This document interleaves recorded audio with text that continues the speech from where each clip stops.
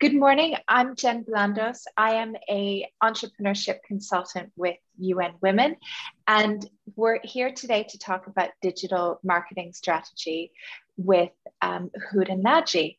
Houda, maybe if you could just move to the next slide. Yeah. On the PowerPoint. So there's me, there's Houda. Houda's going to introduce herself in a second, but this workshop is one of many workshops and activities that UN Women and NAMA Women Advancement Establishment is going to be bringing to you up until the end of 2022. Houda, if I could have the next slide, please. What I would be very grateful for, because social media is so essential as well, is if you're active on social media, if you like to be on LinkedIn or Instagram or even Twitter, please do feel free to tweet, to put it up on Instagram, LinkedIn today. There are all the tags for everybody involved. It would be great if you would be able to tag everybody as well. And we have reminders throughout the presentation, so in case you forget what people's tags are, that you'll be able to see it within the presentation. So if I could just have the next slide. And I know some of you have been joining us for a while, but for those of you who haven't, I just wanted to let you know that this workshop is one of many activities that will be happening up until the end of 2022.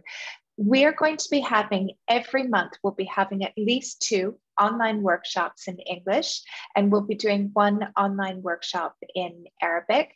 We are soon to be launching as well a mentoring program for female entrepreneurs, because we did a survey last year, and what we found overwhelmingly from the responses was that so many women who are running businesses were saying that they wanted to be able to have a mentor who had run a business before or who had expertise in a certain area that they needed for their business. So starting in September, we will be launching the first mentoring programs. So please do watch your emails. I think you are all on the email list for UN Women, so we'll be able to share that information with you. And we are still accepting applications. If you are experienced in business and you would like to be a mentor, we are still accepting applications for that.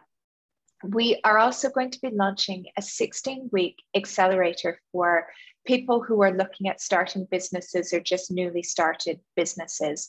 And that will be part of UN Women, and we will be sharing information about that. We're also going to be having weekends for more established business owners, and that will be focused on areas that we can help grow their businesses. We'll also be looking at providing support and coaching for people if they want to get investment in their business, to be able to take them through ways that you'll be able to pitch to potential investors for your business. And we're going to be shortly launching as well a number of networking opportunities for you, because what we find is that the more opportunities that female entrepreneurs have to connect and network with each other, oftentimes you see that there's ways that you could collaborate, work with each other, support each other. And so we want to be there every step of the way for the next 18 months to help you grow your business. And if we could go just onto the next slide, please, Houda. Yeah.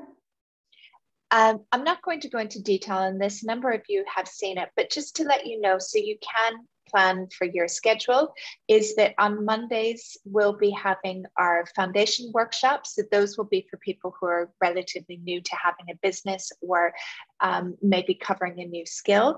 And on Wednesdays, we'll be looking more at covering growth topics that will be a little bit more relevant for people who have established businesses. And next slide, please. And I'm not going to talk about that. I covered that off, and I'll talk about it again just at the beginning or at the end of the presentation today. But please do make sure that you look at your emails for that. If you would like to be a mentor or receive mentoring support, please do either send an email to that email address or reply to the email that was sent to you. So next slide. And last piece of business, for those of you who aren't on the email list for Dubai Chamber, for the Dubai Women Business Council, can have the next slide. They're having a program It's an accelerator and an incubator program that you need to apply for. And they've extended their deadline up until the end of September. So you can get more information about that on the Dubai Business Women Council website.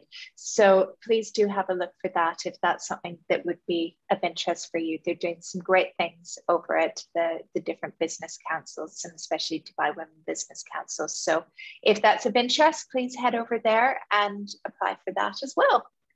So, Houda, let's jump into our polls. Let's get started. We're going to do a couple of polls, and then I'm going to hand it over to Houda. She's going to tell you a bit about herself and who she is and why she's here. But first off, Hiba, if we could please launch the polls for today. And we have a couple of poll questions for you that would be great if we could use this to really set the scene and see where you are at when it comes to your digital marketing strategy. Could you please let us know how many of you have a digital marketing strategy, and also let us know at what stage you are at in your business and how knowledgeable you are. So we've got 3 questions for you to fill in, just to let us know where you're at, because it will really help us on how we're going to deliver the content to you. The other thing as well is that we do need to get this information for UN Women and NAMA, because they also like to be able to see almost a benchmark that we're able to go and show how people were at the beginning and how we've been able to support you and support you to grow your businesses. So it would be great if everybody could fill that in. We've got about 63% of people done. We've got 130. If you could help me reach my magic number, I like 100. So if we could get at least 100 of you replying quickly, that would be great. Yes, please. Okay. Go, go, go. Come on, ladies. I know it's early. See if we could get a few more of those answers done. Actually, let's keep the poll rolling. And while we do that, Houda, why don't we jump in and have you tell everybody who you are and why you're here? And then we'll go back and look at these polls. Great. Keep answering the questions. Good morning, everyone. So you don't need to see me. You saw briefly. So my name is Houda Naji. I'm the founder of Younoh Media, a digital agency that's been in Dubai for about 10 years now. My background is in IT, sales and marketing. My last job, I was pregnant with my second daughter. I resigned because they wanted me to go on a business trip while I was 8 months pregnant, which was not really realistic for anyone. So decided that's it, packed my stuff, went to the US, got a training as an intern in one of the biggest digital agencies in San Francisco. I knew someone working there. So I got very hands-on there for 3 months, came back to Dubai and started my agency. So I'm a hands-on person. I can go with you into details.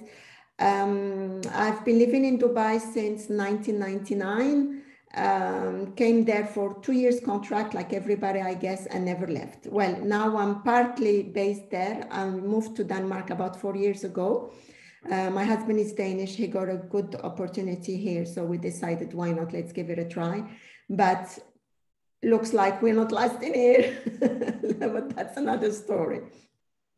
So I have branches of my offices that I manage remotely. We just started one in Denmark here, and my partner is actually on the call evaluating my skills of doing presentations. Hi, Edita. And I specialize in digital marketing. I'm not a very technical person, but I can pretty much go down to detail. If any of you have any questions during the workshop, please do interrupt, write it in the question on the side, and Jen will ask me the question and I can answer them while. So I want to make it more of an interactive session than a boring session. Absolutely. And so I'll be monitoring the chat, and please just put it in the chat box and I'll try to get to it. And sometimes what I'll do, just to let you know as well, is that sometimes I might group them because we get the same question asked a few times. So feel free to message me or put it in the chat box if you feel that your question hasn't been answered. And we'll do a bigger Q&A at the end of the session as well. The only thing I ask people to do, there's a couple of things that I would like. One is, this is a non-commercial workshop. So we're not here to promote anybody's businesses or to sell anything. And so I would please ask everybody as well to not be writing sales posts or trying to sell their services in the chat box to people, because we've had that happen in past few sessions. We're all here to support each other and grow our businesses, but this is very much about knowledge sharing and support. So I would ask you to please be respectful about that, and to please also be mindful of the laws and the rules in the UAE, and please be respectful and mindful, and only say nice things in the chat box, please, and don't say bad things about other organizations or people, because that's not what we're here for either. Okay, so Houda, shall we have a look at the polls really quickly, and then we're going to jump right into here. So just going to share the results. So out of the digital marketing strategy, we've got about 63% of people don't have a digital marketing strategy, and there's 41 out of 110 who do. So most people here are, they're either knowing that they need to have a digital strategy but haven't really started one, so they're here to get some ideas. But then I also see as well, we've got close to 30% who do have a digital marketing strategy, but they want to be able to make some refinements as well. So that's nice, because the other thing too is we might have something, but we don't know everything. And so I think sometimes it's nice to sit in and listen to sessions like this, so we can have a bit of a sense check and go, oh, I didn't know about that. Oh yeah, maybe I could include this, or that's interesting about that as well. So I think that's really interesting that we've got a nice mix. And then I would say we're kind of evenly split. We've got more people favoring that they have a bit of an average knowledge of digital marketing strategy. Maybe about 27% of people have good to very good knowledge. So we've got a bit of a mix. So I think we're going to have a fun session today. Yes, we will. So Houda, over to you. I want to ask first a question. Who think don't need a digital marketing strategy? Raise your hand right now. Or write in the chat box. There was one person who did say at the beginning that they didn't feel that they needed one. So I think we've got very, very, very few people. I think everybody else is here because they need a digital marketing strategy or want to know how to do one. I can have a one-to-one session at the end, or she can ask me a question, the person who thinks that she doesn't need it, because I just want to understand her logic and maybe help her reevaluate this for a successful business. That's all. Okay, so I'm absolutely. And sorry, Houda, just to answer, because we do get asked this in the chat box, yeah. It does get recorded and it will be shared, and the links will be included. And if you look on the UN Women Arabic YouTube channel, the previous recordings of other sessions are already included there. So if you're looking for previous ones, that's where this one will appear afterwards as well. Okay, so Houda, over to you. Let's talk digital marketing strategy. Excellent. So good morning again, ladies.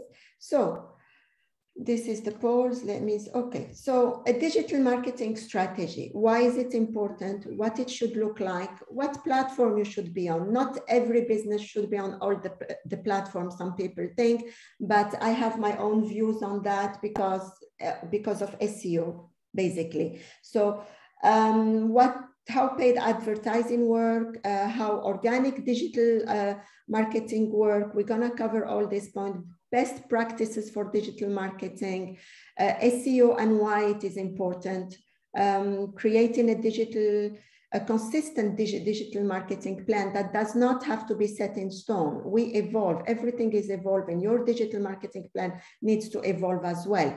And the tools to help you, there are some free and some paid, because you can do everything yourself if you have time for it.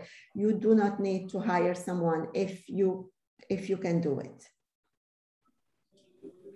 So the pillar of a winning digital marketing strategy. First of all, you need to have a plan. You need to know who are your customers, Where are they coming from? Where are they, which social media platforms they are using? What is their usage? And once we have that defined, what type of content they like to consume, they like to read. Are they interested in videos only of cute cats or of informative information about a subject that they are very interested in? How are we going to reach them? That we will be covering as well. Is it through owned media or paid media or organic reach, basically?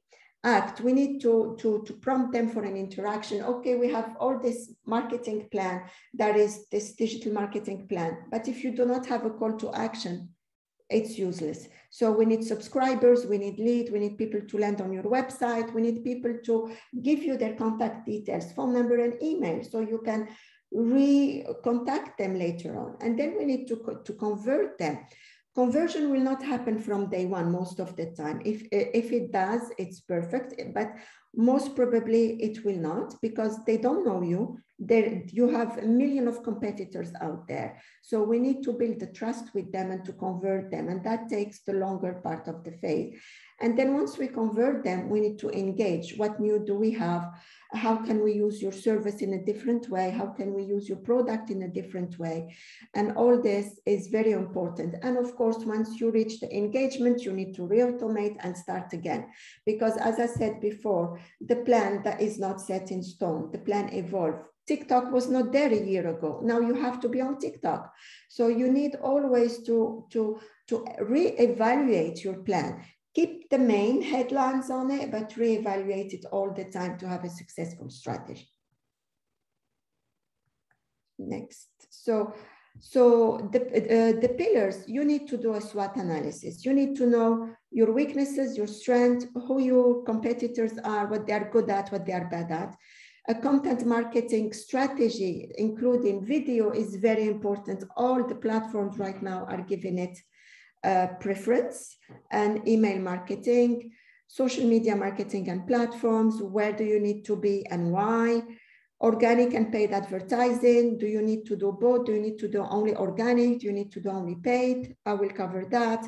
And SEO, why and why is it important and how to do it for your business. SEO sounds very complicated. It scares off a lot of people, but honestly, it's not.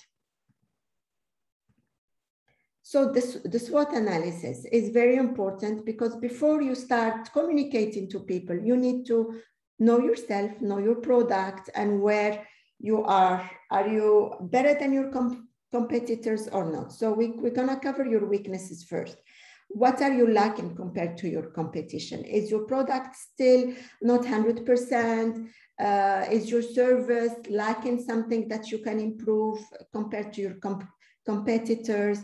What do you need to do to basically improve it, and how we can improve it? Maybe it is you are selling a product that gets defective after a month of using it. Why? How can you improve that? Is it a problem with the supplier? Is it a problem with the leather? I mean, you need to know all this. And by knowing all this, you need to ask, basically you do surveys, or you ask your customers that send you a defective product back, give you a call, give you a negative review. You need to know, you need to open a communication. Social media and digital is about communicating. And that's why we call it social, because we have to engage with them. So by engaging, we will know what we need to improve. The opportunities that you have. So what can you offer to your target audience that they need or are looking for? For example, you are, let's say you have a factory that produces a specific type of bottles, and I have this case, and they have a very unique product that they don't know how to market. It can be used for perfumes, it can be used for even small sampling, but they didn't know how to reach their audience. And they have a unique product, it's PET free, and has a lot of basically features in it. But how can they reach their potential market, and that they haven't reached yet? They were selling to a very small audience. So we help them have an overview of what they need to do. And that's very important.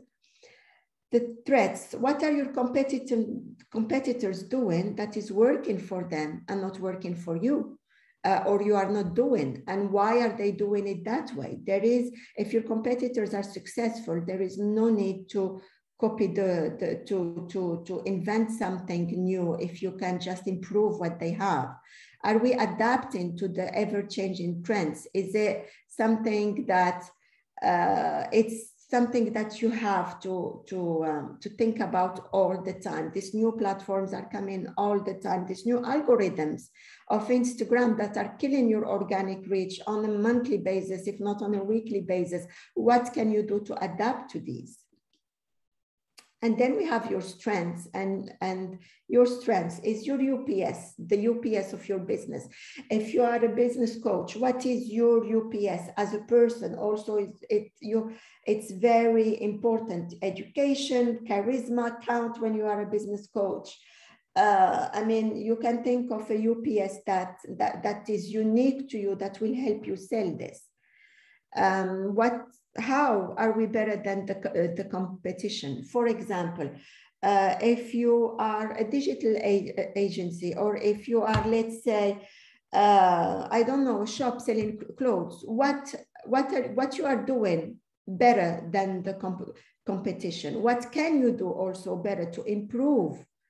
What made us stand? What made you stand from the crowd so far? If you have a post, a type of videos, a type of caption that work, use it, improve it. You do not have to change something that is working for you unless it stops working. Any questions so far?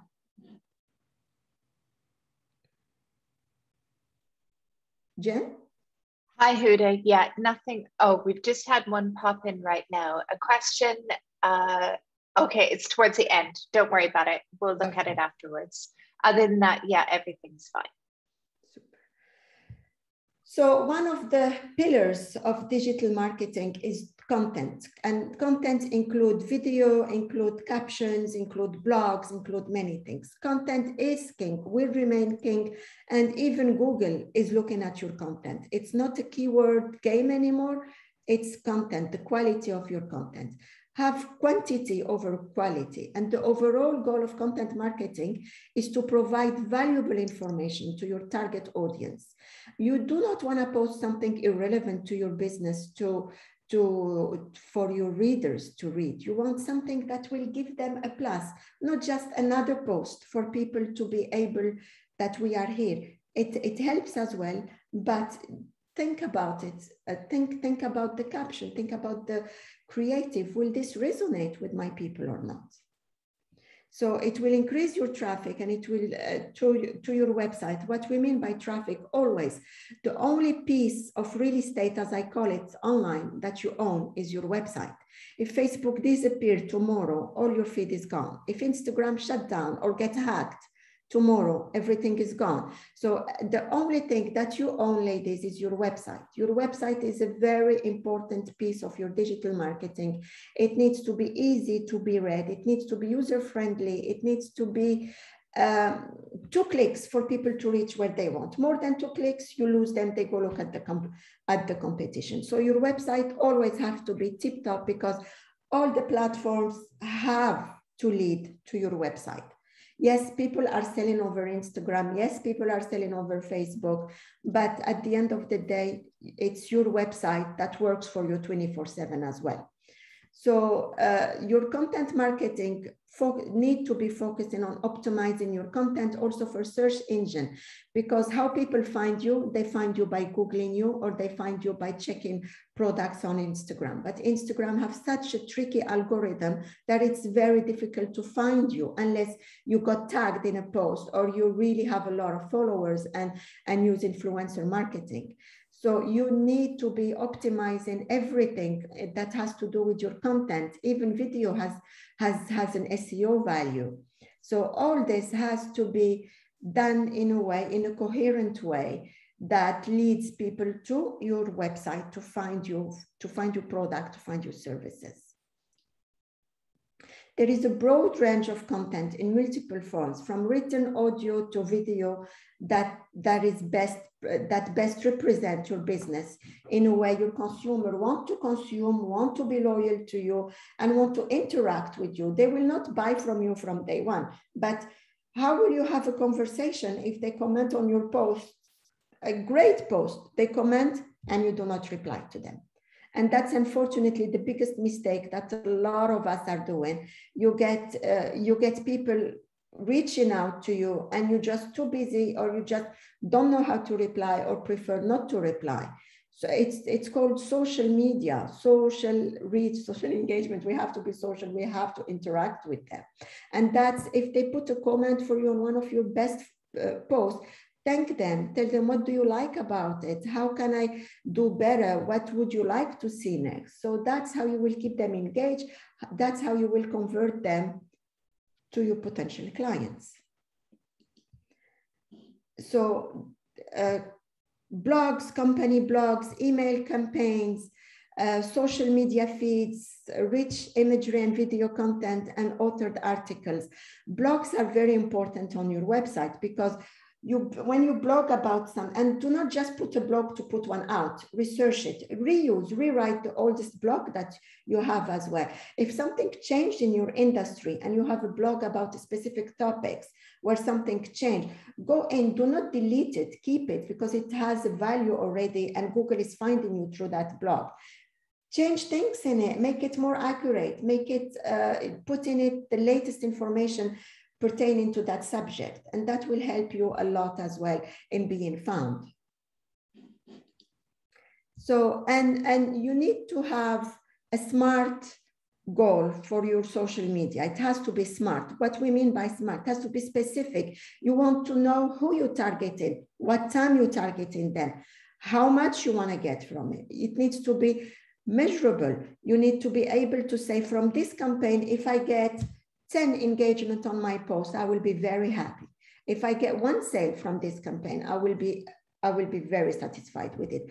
Attainable. Do not put an unrealistic goal. It will break your mental. It will make you look, it will make you feel like a failure. You are not reaching a goal that you said that is impossible to reach. And never compare yourself to your competitors, because you don't know how much marketing budget they have. You don't know how long they've been running that campaign. You do not know who is working on it. Maybe they've hired a professional doing only that. So never look at, they are having this many engagement and I don't. That is not a criteria. You cannot compare yourself with any of your competitors. And as from my experience and my client experience, never compare yourself with other people. Relevant. Of course, we will not sell something that was so last year, as we say. We need to be relevant. We need to put content that is relevant to now, to what you're selling, to what you are, to the time you are in, to the target audience. If you're selling baby product and you put something about makeup, how is that relevant? And believe me, I see it. So it has to be relevant, not to have your followers unfollow you and leave. And it has to have a time limit. You want to have pieces of content that are, or advertising in this case. I'm going to have a campaign for 2 weeks with this much money and that's it. So this is very important, and especially the attainable part, please, ladies, because it only demotivates you. It does nothing else. So social media goals, objective for your business that will help you. So you need to increase brand awareness. If you're a new business, especially people don't know you, do not focus first in the first phase, in the first 4 to 6 months of your existence as a business. Do not focus on I need to get only sales. No, people need to know you. People need to trust you. People need to trust your brand. Build engaged communities and provide customer service. If someone comments, like your post, thank them. Thank you very much. Send them private messages as well. That works wonderfully. They feel appreciated that they spent even a second of their time giving you that like. What are you doing for them in return? So go on the private message. I've seen that you liked my post. Thank you very much. Is there something else we can do for you to keep you as a happy follower if they are not a customer yet? So advertise to your targeted audience with the final goal to sell your product and or services. Advertising is a very easy, but at the same time, very tricky business. If you get it wrong, you will get everyone except your target audience. It will happen, and Facebook is not that accurate. LinkedIn is, but LinkedIn advertising is very expensive. Instagram is a Facebook platform, so it's the same thing, but you need to be persistent. As Facebook guideline, I'm Facebook certified trainer from them. As Facebook guideline, you need to have a campaign running for a minimum of 6 days with a minimum of $15 per day. That's the minimum. And and you are not guaranteed, please let me say it again, you are not guaranteed any sale. This is something that it's up to the algorithm, up to how long you have been advertising, up to how good is your product, how well is your message. The caption have to be amazing. The graphic has to be attractive. There are many things that get involved in this. So if you have a campaign that is failing, it's not necessary because you have a bad product. Maybe you didn't find the right combination yet. And that's why we always advertise to do A/B testing of your ads. You have to check a caption with an image with a different caption and the same image, different audiences. You have to do A/B testing and see which one convert better, which one has a better reach, and which one is cheaper, which is also very, very important. You do not want to spend all your budget in 2 or 3 clicks. And then, of course, we have to measure the brand sentiments throughout your social listening. Meaning by that, you need not maybe at the beginning, but you can check your hashtag. You can create a hashtag for you. For example, whatever brand you are dealing with, hashtag your brand and see what post are you mentioned in or something related to what you do with. That's social listening. There are some social listening platforms that are not very expensive. So very few are not are free. So, and I have a list of those that I will share with you at the end. You need to know what people think about your brand. You need to know what people talk about behind your back. That's very important. That's how you will improve yourself. So a social media strategy needs to include a persona. Know who you're talking to, who you want to sell to. You need to give them names. You need to give them an age. You need to give them a profession, where they hang out, which social media they use on a daily basis. This is very important because if you don't, you won't know who you are communicating to. It will help you with your content writing. It will help you with your graphic creation, your blog writing, with your emails. It will help you with everything. And then we have to decide which platforms are you need to be on. For this, there are different school of thoughts. My school of thought, all the platforms you can be in don't hurt, but just adjust the content to a specific platform. Why? Because have it SEO friendly. Every single caption that you do, use long tail keywords. I'm coming to that at the end. Please note these terms, ladies, long tail keywords. Use it in all your posts because everything you do on your social media platform contribute to your SEO, help Google find you. And that's the ultimate goal. You need to be found. When people are looking for your product or service, they need to find you. I want to buy something, I go and Google it. I go and check it on social media. You have to come up on that search. You need to have a content plan to be adjusted to each platform. I spoke about that because different hashtags work in different platforms, different limit of characters, different tone of voice even in different platforms. TikTok, you need to be fun. You need to follow the trends. Facebook, no matter what any one of you here think, Facebook is still the biggest used platform in the whole world, not only in the Middle East. And I have some statistics I will show you. Everyone, especially 25, 26 and above, they are on Facebook. This is the only platform that have groups where you can ask things. It's the only platform that you have a close group with your family where people can communicate and talk. So it is used. And once they are there, they might not follow your page. If you do a proper ad, they will see it. If you target it properly, and if they are part of your target audience, they will see it. The posting time is very important. This is a hit and this is a trial, and you need to find the best time for you to post. So for example, you post at 9 a.m., you don't see a lot of engagement, you change your posting time, you put it at 11. Check what your competitors are doing, what time they are posting, and if it is working for them. And then do the same, or maybe a little bit later, half an hour later. Is it lunchtime? Is it in the evening when kids are in bed? If your audience is male, it's during their coffee break, or when they are stopped at the traffic light. Unfortunately, they scroll on their social media. We know that by statistics. So, and then you need to audit your metrics. And this is also will give you an idea of what type of content. If your metric says that a specific type of post and video or whatever blog is doing better than another one that has no engagement whatsoever, scrap the one that didn't have any engagement and do more of what is working.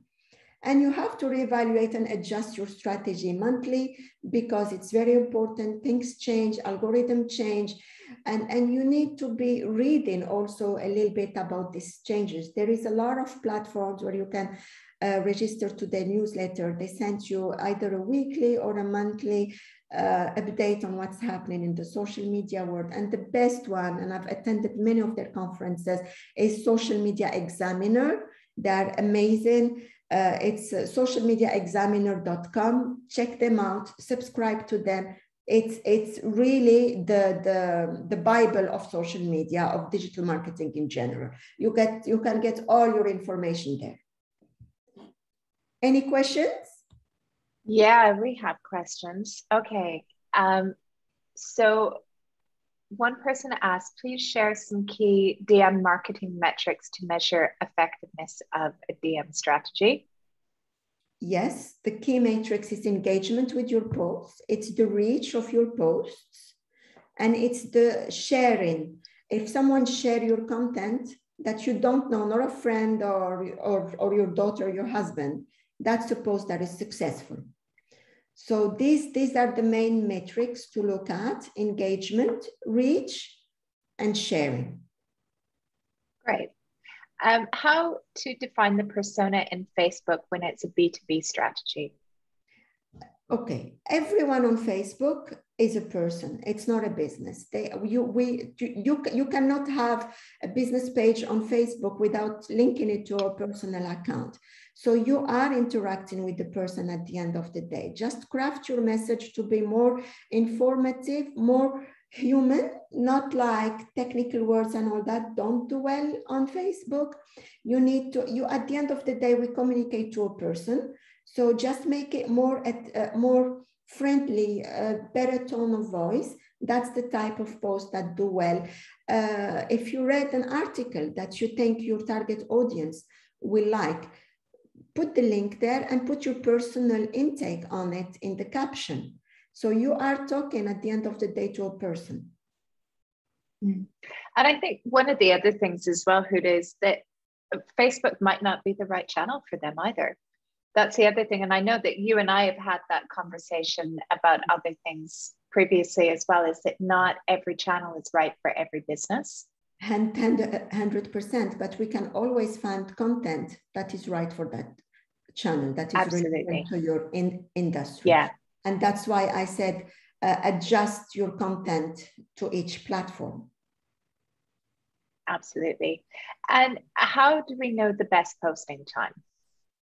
The best posting time, there are a lot of, it's from Facebook. They tell you what time. I can show you later. I can exit the strategy in the Q&A and I can show you where to find it. There is also a lot of platforms online that tells you the best time to post. One of them is Hootsuite. They have a blog.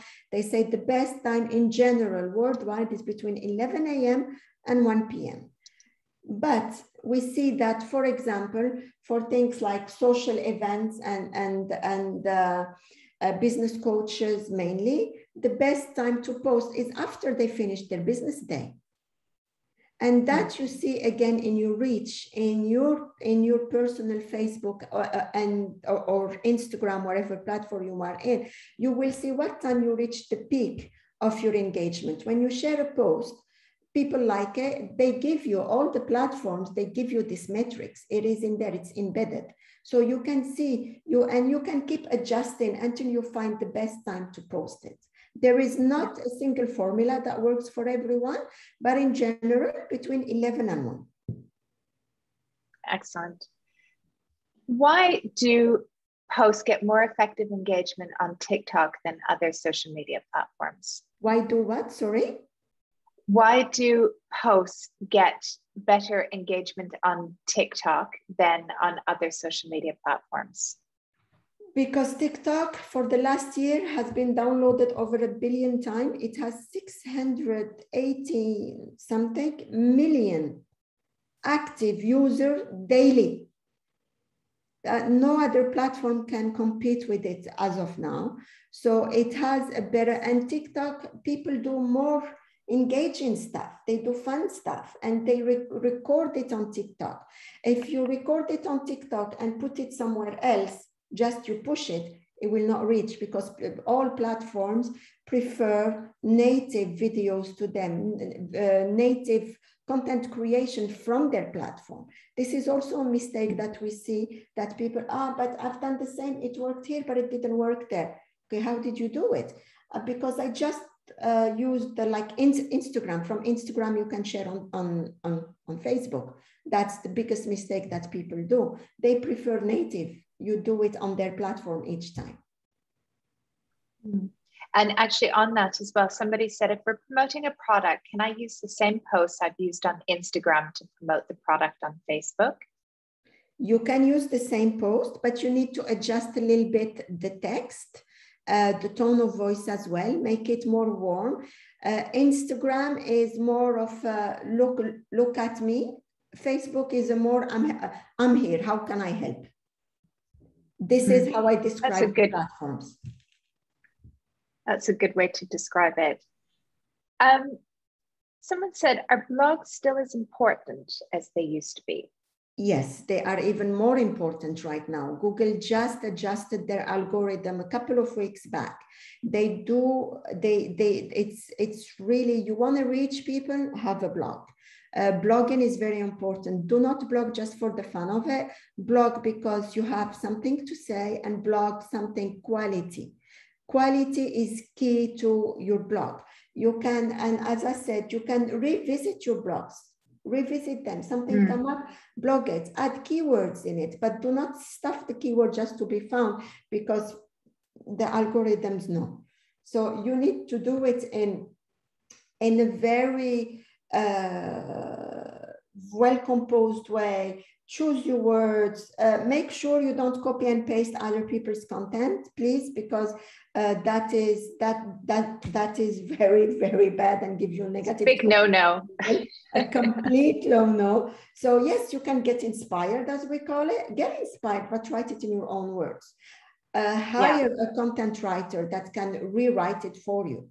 And if English is not your mother tongue, or you're not very good at it, hire someone to write it for you. There are a lot of platforms like Upwork, like People Per Hour. All these platforms have excellent content creators, and that can help you with this, and you pay close to nothing for them to review your content. Definitely. And on that, on blogs as well, somebody wants to know, can blog content also be used for email newsletters? Email newsletters needs to be fun and not bore people to death, because they get 10,000 maybe email newsletter. Yours need to stand out. Yours needs to be concise, to the point. Use a lot of visual and graphic. Use nice colors, of course, on brand with your branding guidelines, but make it more concise. If they want to read more, then they will go to your blog. Then they will go to your website. Yeah. And email. And email, I was going to say email marketing is a whole course in itself, because it is so important to get, there's so many things that need to be covered as part of that as well. Exactly. Email marketing is a necessary evil, as I call it. It still works. If they subscribe to your newsletter, it works. But if you just send blind, cold, unsolicited email, the open rate is less than 2%. Yeah. So we really, go ahead, Jen. No, I was going to say, I wanted to move back to blogs for a second. We're getting tons and tons of questions, and I think we still do have a lot of content, but I'm just trying to group them together as well. And somebody also wanted to know about knowing the keywords to use for the blog. You mentioned that a little bit about not stuffing it, but maybe if you just want to give a bit more information on that. We're gonna talk about that. And it's coming later for the SEO. Okay. Do it properly, but there is keyword planner on Google. There is keyword search term on Google. There is Neil Patel platform also give you all the keywords you need to use. And then I will show you also how you can do it. Google, when you start typing something, it gives you a prediction of things that people are looking for already. Once you start typing, for example, facial in, it gives you all the type of keywords that people are typing for. Those are the most searched keywords. Use those. This is the best tip I can give you. Okay, we have lots more questions and I'm grouping them, and we'll come back to them when we speak in a bit more detail about some of the platforms, because we've got lots of questions about LinkedIn as well. Yes. We can take them at the Q&A, we can have them now. I can answer them now. No, keep going through. Let's go through a bit more, and then we'll add a few more questions as well. So social media marketing importance in your SEO. So the more content you share, the greater your engagement rate is, but not any content, ladies. Again, quality is really key here. Quality is the key word in anything that has to do with content. So the more backlink that specific piece of content will get you, because if you put a great post and people share it, that you have invaluable. I have maybe 1,000 people on my Facebook. If I share a piece of content, 1,000 people will see it. So that's why I say quality, and that you cannot get. It's really, really priceless, the backlinks you get from that piece of content. And social media is a free way to get exposure, assuming your content is worth sharing, of course. And that's why I keep talking about quality. Always have your social media profile filled with engaging quality content, very nice videos that are relevant to your business, to your services.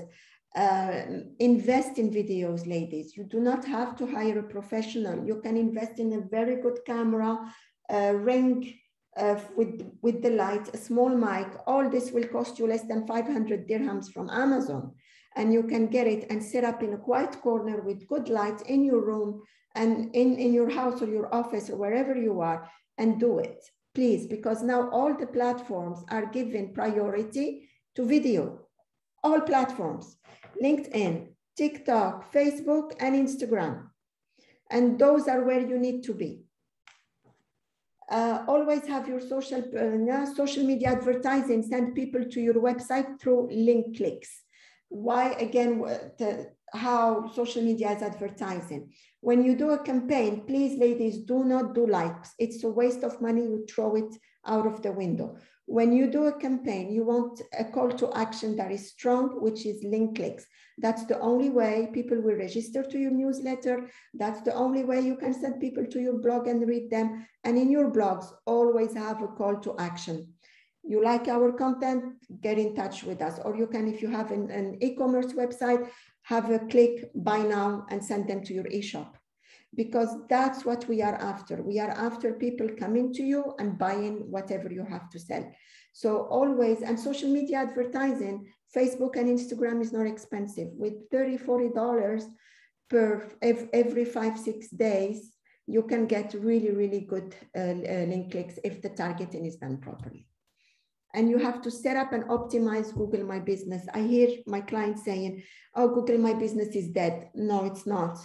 It is there more than ever. It is extremely important for you to be found as a local business. If you have an address, of course, because Google My Business and it shows in Google Maps, and you want the reviews that you get on Google. The reviews that you get on Google are very, very, very important. Ask your happy clients, ask your family, ask your friends to support your business. Have those Google reviews, ladies. They are very important. It's a Google platform, and Google will start, this business is being recommended. Then they must be good. Then it grows to your website, and then it starts indexing your website. So everything we do at the end of the day is for Google to find us. Any questions? Nothing. Keep going. I'll interrupt you again in a few minutes. So what are the platforms that exist there that are very important? Facebook, it is one of the biggest platforms that is being used. It's hands down the largest social site in the world. I mean, regardless if your brand stands to benefit from sharing, like share industry related news. If you don't want to bother with Facebook, fine, we understand that, but still use it. Share something that is relevant. Do not spend your time on it if your time is limited.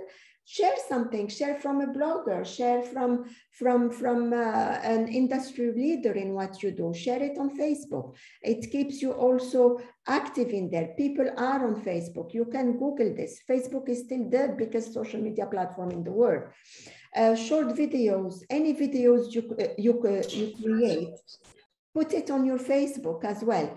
Graphics, infographics do very well in Facebook, because you can, people just consume it on Facebook for whatever reason. You might also want to leverage your groups that you are part from. And again, one of the best groups on Facebook, I'm not sure if I'm allowed to say it or not, but it's Female Fusion. And the groups have power, ladies. They do have, there is the Dubai Chica, there is so many, you just, and never sell actively on groups. They will kick you out. You can advise, you can share your knowledge, you can share your wisdom. That's it. Do not say, come buy from me, I do this, I do that. Never do that. You will be kicked out of the group. So always, if you see something, someone is asking, for example, for advice, where to find a physiotherapist. If you are a physiotherapist, ask what is the problem, what area you need help with, and then you can engage again in a conversation. They will see that you have expertise in what you say. Most likely they will come and ask you for your service or follow your pages. So really leverage on the Facebook groups, because the content, the engagement you get from it, and the leads also you get from it are priceless. Can I just add something to that, Houda, as well? Let's just talk about DMing people directly from Facebook groups, because this happens quite a lot. And I see that this is a mistake that a lot of business owners make, that they'll see somebody on a group and they'll DM somebody directly. And a lot of people find that uncomfortable, and they don't like that, and they feel that people are trying to give a hard sell. We are aligned on that. Never DM a person without being asked to, ladies. They will not like it. They will not interact with you. They might even block you from their DMs. So you just keep it on the chat, I mean, on the thread. There you give your advice. Do not mention your brand name. Do not mention my prices are, no. Just give an advice, that's it, and move on. If they will like what you have to say, they will look for you. They will maybe send you a DM themselves, or they will ask you, can I send you a DM? And that's ethics of groups. You do not want to spam people, like you don't want to be spammed. You don't want to spam others. And, you know, it's also good business sense, because if you write about something and you show your expertise, that people tend to use the search function within groups as well. And so something you wrote a week ago, 3 months ago, a year ago, will come up again and again. And if you're continuously seen within that group to have expertise, it's more likely to paint a good profile of you as well. Because I find that I'll do that within groups, that if I see somebody continuously recommended, or if I see them giving thoughtful responses, I'll be like, oh, Yeah, okay, I think I'll contact them. They look good. They look like they have a good reputation. 100%. And also, groups, Facebook is the only place where you have this kind of groups. So that's why Facebook is still the largest platform. Men have their own groups talking about cars, talking about motorcycles, maybe women in their life as well. So this is really the only platform that have this. And once they are there, we can get their attention by doing advertising. And it's only, unfortunately, by doing advertising that you will be found on Facebook right now if you are a new business, because they're a business as well. They need to make money. The reach on Facebook now is less than 1.2 or 1.3 as per the latest stat percent of, even if you have 100,000 followers, maybe they will not see you, because now Facebook also, the latest algorithm, they're giving a priority to family and friends content and not business pages. And that's done because they want to make money of us by advertising. Instagram, it's a Facebook platform as well. It works if done properly. The engagement, the reach had dropped significantly last month. I'm sure you all suffered from it. If not, then you are doing it right. Keep doing what you're doing, but keep being updated. But what works on Instagram is beautiful photography, stunning visuals, a nice grid looking neat. I'm for and against grids because they get messed up in the visuals sometimes. If you have this sequence and then you post something and then they all don't go. If you want to do a grid, do it in a smart way. Don't put a full picture in it, because if you see just the arm of the woman or you just see maybe a corner of a product, it's a big no-no. It doesn't have any reach, so it's not good. So do some kind of grids. There are a lot of platforms that can help you with that. Canva is one of them. It's free of charge and it allows you to have that nice look and feel to your platforms. And research your hashtags. Do not use the same hashtags on every single post. It kills your reach as well. Change and diversify your hashtags. You can just Google, again, best hashtags to use for fashion in the Middle East. It will come up with a lot of hashtags. And from those hashtags, go to Instagram and see how much hits they have.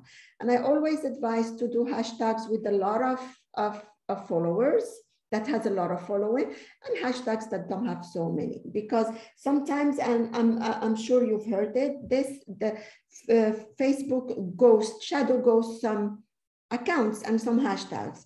So always give yourself the best chance to be found by using different hashtags all the time. Because if a hashtag has some bad content, it stops showing. If your account is linked to one of these hashtags all the time, it will stop showing. So always change hashtags in your post, research on a monthly basis. Go to there are many free tools out. Just Google free hashtag tools and a lot will come up, and see which one you are most comfortable with. And for each platform also they exist on Google. TikTok is the new kid on the block. It's the fastest growing social media platform in the world right now. So it's as of January 2021, the platform has 689 million monthly active users. That's a huge number. That's crazy. Everyone and anyone is on TikTok. So, and some have amazing reach. I don't know how their algorithm works, and some don't. But from what we've noticed, what I've been reading, it's down to content and to the music you link with your content. And if you are a brand, if you have a product, try to do like, follow the brands. Like there is this brand that shows the benefit of the product, they keep doing this and that. So do that. If you are selling a service, why people should take your service, or what are the benefits? Always think about benefits and not, I want to sell because. What benefits I'm giving to people who will buy from me. If you are a health coach, what is your specialty? I'm following personally a lot of them, and each one has her or his specialty, and they do it differently following the trends. And it's very easy to use. You just go to the hashtag explore and or discover, they call it, and then you see what's trending and create your videos on that. Snapchat, the dying platform, as I call it, is still used in a few regions. Saudi Snapchat is still a little bit there, but it's not as used as it used to be. Now people are switching to TikTok, Instagram, and YouTube. YouTube is the second largest platform used in the Middle East. If you create videos for TikTok, do another one and adjust it to YouTube. YouTube is very important. Still, people are looking for so many things on YouTube. And really, I look for things on YouTube, TED Talks. I'm following Social Media Examiner and some others on YouTube. Cooking videos with my kids, we watch on YouTube. And once you're on YouTube, you can advertise and you can get attention of people as well. LinkedIn is another ball game. LinkedIn, you need to have a personal profile, a 5-star as they call it. You need to have the perfect photo, and you need to have the perfect bio, and all this you can find examples on Google how to do it right. Photos, please don't put a photo holding a mug or with your dog, or it's a professional platform, or on your bikini, which I have seen many times. Always have a mug shot, like a professional headshot, smiling, not upset, because it's the first impression that counts on LinkedIn. If you have an inappropriate profile photo, you lose your audience there. And your business page have to have regular updates. You will not have followers from it if you don't advertise also, unfortunately, or your content is not shared. LinkedIn is also a very shareable platform. It's also focusing on videos. The more videos you do, if you're looking for a job, have a video CV, please, ladies, because that is what now the new employers are looking at. There are also, again, free platforms that you can see what are the keywords to even put on your LinkedIn bio to be found. You can also do that. LinkedIn is very, very useful if you have a B2B business, but the advertising in it is very expensive. The cheapest campaign will cost you for a few days, I'm talking 2 or 3 days, $100 to $200. So spend wisely on LinkedIn, and the targeting on LinkedIn is phenomenal, really, because you can go down to put in business names you want to target work with. They will see your post. Choose the business name. You have to have a list of them. You can upload it. You can also link it to your website via Pixel, Facebook as well. If you have a website and you don't have a pixel from Facebook, please do. It's very important, because it will allow you to do retargeting and all kind of things. And the same with the LinkedIn now. This is recent in LinkedIn as of the last 6 months. So you have that done. It's easy to do if you're a little bit technical. If not, again, Upwork, people per hour, they can do it for you. Pinterest, very specialized platform. It's not really used in the Middle East, except for not even, it's lifestyle bloggers and interior designers, lighting, stuff like that.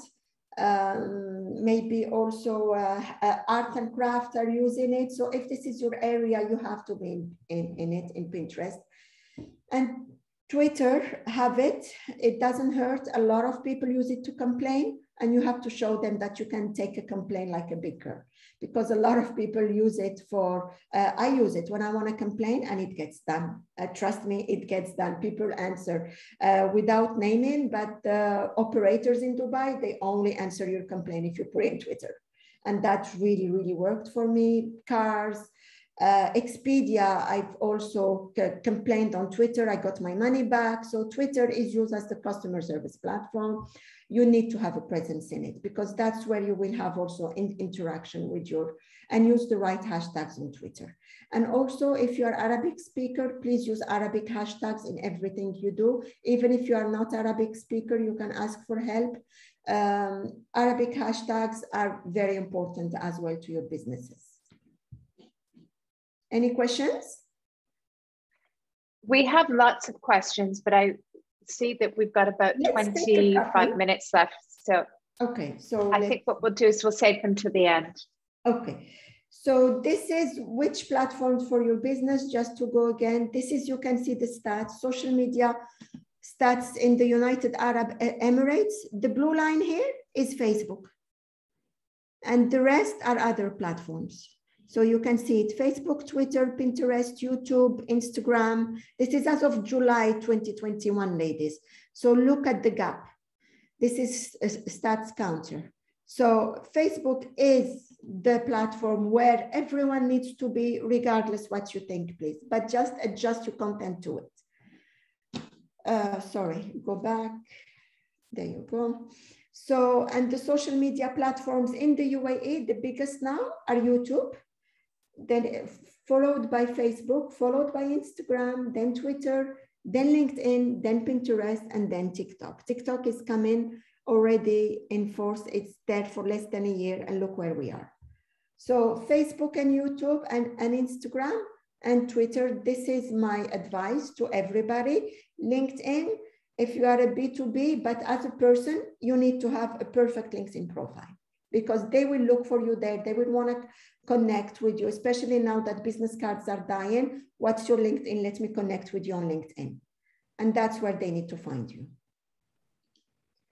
So the type of content per platform. So not every platform is a good fit for every business, but for SEO purposes, adjust your content. So invest your time and skills in the platform where you're most likely to reach and engage. So if you are strong on Instagram, you're selling over Instagram, focus on Instagram, but do not ignore Facebook. I just showed you the stats. Just reshare content, but native to the platform. Do not push from Instagram to Facebook. It will have no reach. Each platform has a vision, purpose, and unique audience, and you can read more about that on each one of them, on blogs, on social media. Again, Examiner, please subscribe to it. I'm not affiliated with them. I'm just a huge fan because I get everything there. Instagram is heavy on visuals and videos, so is TikTok, so is Facebook, and LinkedIn now also videos. If you have something to say, record a small 1-minute video and put it there, and then supplement it with the article or whatever you want to put in it. Twitter, short updates and opinion, and is mainly used as a customer service platform. Organic growth, the magic question that no one can answer or give you 100% correct answer because it changes daily. But what I can tell you, you need to engage and you need to have more reels, more stories, and more lives. This is what they are given to mainly in Instagram, but also Facebook Live. Facebook also are prioritizing videos. So please, ladies, this is what you need to, and the hashtags, using appropriate hashtags. Run contests. It doesn't cost you much. If you give away a product and it will bring you followers and create that engagement, please do it. But you have to research your hashtags properly, because once you use hashtag, for example, giveaway, you will get all kinds of people you don't want that have fake profile, and they set up that profile only to get this price. So promote your platforms in your, for example, you're very strong on Instagram, on your reels, on your stories. Please follow us, show us some love on Facebook. That's how you grow your platforms as well, free of charge. If you have a TikTok account and you have reels, please follow us on. So this is what promoting across platforms means. And for example, you can do a promotion that you advertise it on Facebook, but it's only available on Instagram, and vice versa. And that works as well. Influencer marketing, yes and no, very wisely. If they are good, they don't have a lot of fake followers, definitely go with them. If they're gonna take the product, make your life hell, and they have a lot of fake followers, fake accounts and bots, definitely better money spent on advertising on Instagram and Facebook. Active engagement, actively engage on your account. Do not leave a single comment unanswered. not one. Even if it is a negative one, do not delete it, handle it. But it's by showing that you can take criticism and handling it and turning that unhappy client to a happy client, where you will have more authority, where people will start trusting you trusting you and your business and your products. Paid advertising. It's the nudge you need basically to get people to wherever you want them to go, mainly link clicks, ladies, remember. We need them, we need it. Everyone needs it. Even if it is a little advertising, do not stress yourself thin. But if you have, let's say, 500 dirham per month, do a campaign for 2 weeks, one with A/B testing, and see what goes better. And then you decide as you go which caption works better for you, which text works better for you. And once it starts reaching fatigue, because ads also can reach fatigue, people are sick of seeing the same thing from you all the time, then you scrap that and then start A/B testing again from beginning. Pixel implementation is very important, because you are doing ads without having a pixel, you are wasting your time. Because we need to be able to see what's working, what's not working, and the pixel show you all that from Facebook, from LinkedIn. You can see everything that you're doing. You can do retargeting. You can create a lookalike audience from people who are coming and adding things to your cart and are not checking out. They need to keep seeing the ad until they click and finish their transaction. So this is why a pixel is very important. And you can create lookalike audience conversion campaigns from remarketing campaigns. Someone visited your website and didn't come back. We need to bring them back, and that's remarketing campaign. And that can only be achieved if you have a pixel implemented. And now there is a new update from Facebook. It's an API for OS 14 and above. So now you need to do 2 things, but don't get scared, because if your website is on an integrated, they call it platform, like Shopify, like WordPress and WooCommerce, it's easy to implement. You do not need to be a coder. There is a lot of tutorials on YouTube that you can check on how to do it, and you can do it properly. If you're too busy to, Upwork again, you can just go there, find a freelancer to do it for you, $40, $50, and it's headache free if they do it properly. And ad contents need to be appealing, of course, visually and content-wise, and tweak and split test. And if an ad is not working now, then go and check it again. Maybe change the text a little bit, maybe change the visual. And then if you do your A/B testing and split test, you will see which one is performing, which one is not. You switch off the one that is not performing and keep the one that is performing, and keep tweaking it. Best practices for your digital strategy. This is the ideal scenario, what you need to have. But we can start with less than this. You can definitely start with less than this. But I will tell you the most important one is the Google Ads, if you can, if you have budget for it, very important, because that's where you will be found most of the time. SEO is very important.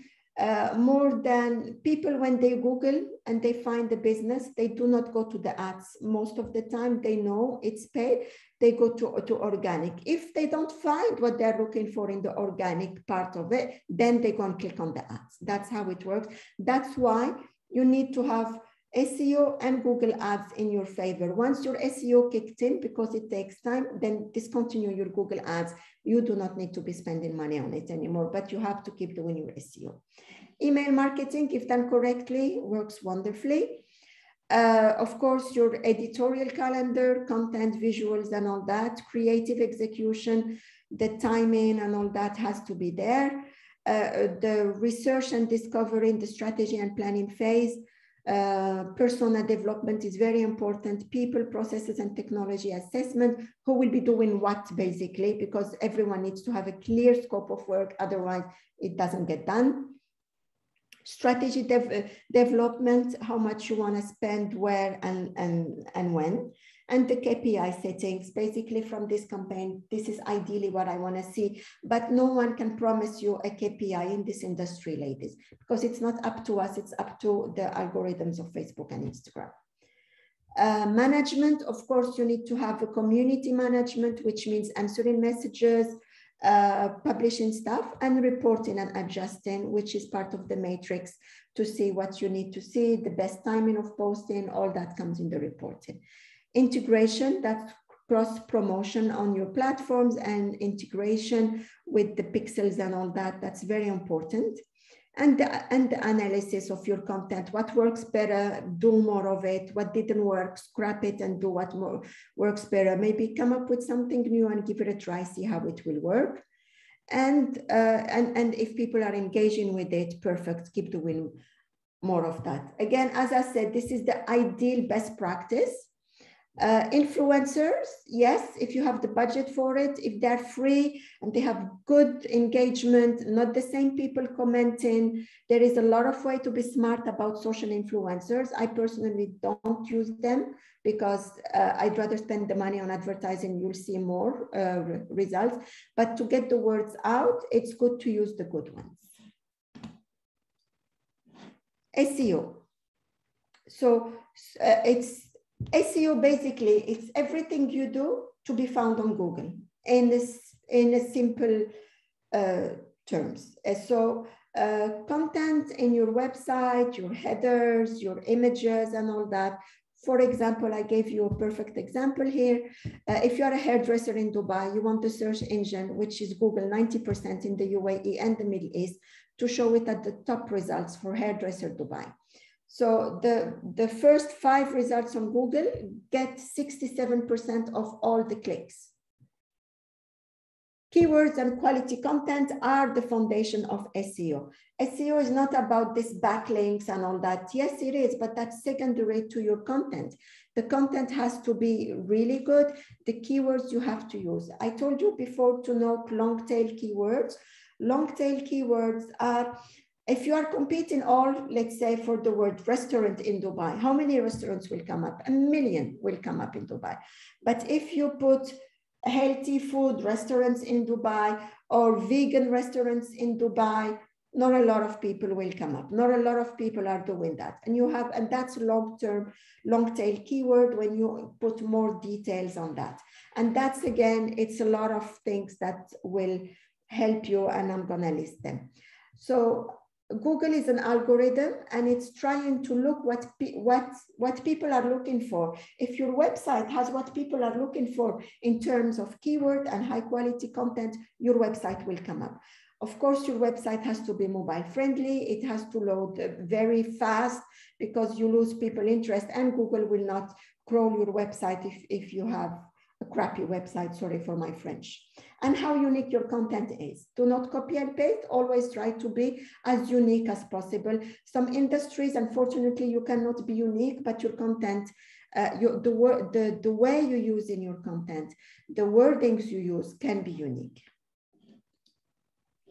There are 2 types of SEOs. So there is the on-page SEO, which involve the content, optimizing the content, the tags, the title tags of your pages and all that, the content marketing, images, page speed. So all this is part of your on-page SEO, which gets done once you do your website, and you can keep doing this yourself. It's very easy. If you are a WordPress user, I am, or a Shopify user, you just go and update what you have in there. You add more keywords, you keep doing your keyword research daily, if you, not daily, monthly. If you bring a new product, different keywords, add a page. So Google keeps seeing improvement in your website. This website keep updating all the time. They must be good. This is the algorithm. And of course, the off-page, which involve, if, for example, you are, let's say, a fashion designer, and you did a successful fashion show. You had a photographer, you had people there, you had businesses that displayed with you. What you can do, you can ask them to have links in their website, driving people from their website to your website. This is link building. It's very easy to do. You do not need, again, to be a coder for this. So what you can ask for, you can ask them, we've done this event together, or your product, my product is on your website. Can I please put a link there? So there are ways, and there are to have these link buildings. Guest blogging, you can ask a famous, if you can, if you have the budget for it, a famous artist, if you're in the art scene, a famous architect, if you are an interior designer, blog in your website, and they put a link in their website that again redirect to your website, and vice versa. You have to scratch my back and scratch yours. And your social media, of course, the shareable content, what we said, the advertising, the link clicks and all that to your website. All this contribute to Google finding you and showing what you have to say. Houda, while you jump over, I have a quick question that someone wants to know, which is very relevant, is how many months do they need to be present online until Google will index a blog that they've just launched? There is no answer for that. It can be 2 months if you have a unique business or you are spending hours on your website, or it can take a year. It really depends on your industry, ladies. Yeah. There is not a magical formula to this, unfortunately. So SEO strategy, a successful SEO strategy. So you need to give accessibility. So engines crawl accessibilities. Look at them as little spiders that go to your website and find things and get hooked to it, so that your website can be found by using SEO plugging tools. There is Yosemite, there are so many, I will talk about it. They're very easy to use. Quality content, you see, I keep saying quality content everywhere. That's really the foundation of everything we are doing. Keyword optimized that answer the searcher query. If I'm looking for best chiropractor in Dubai, you need to come up on the search. So you need to optimize your content for this.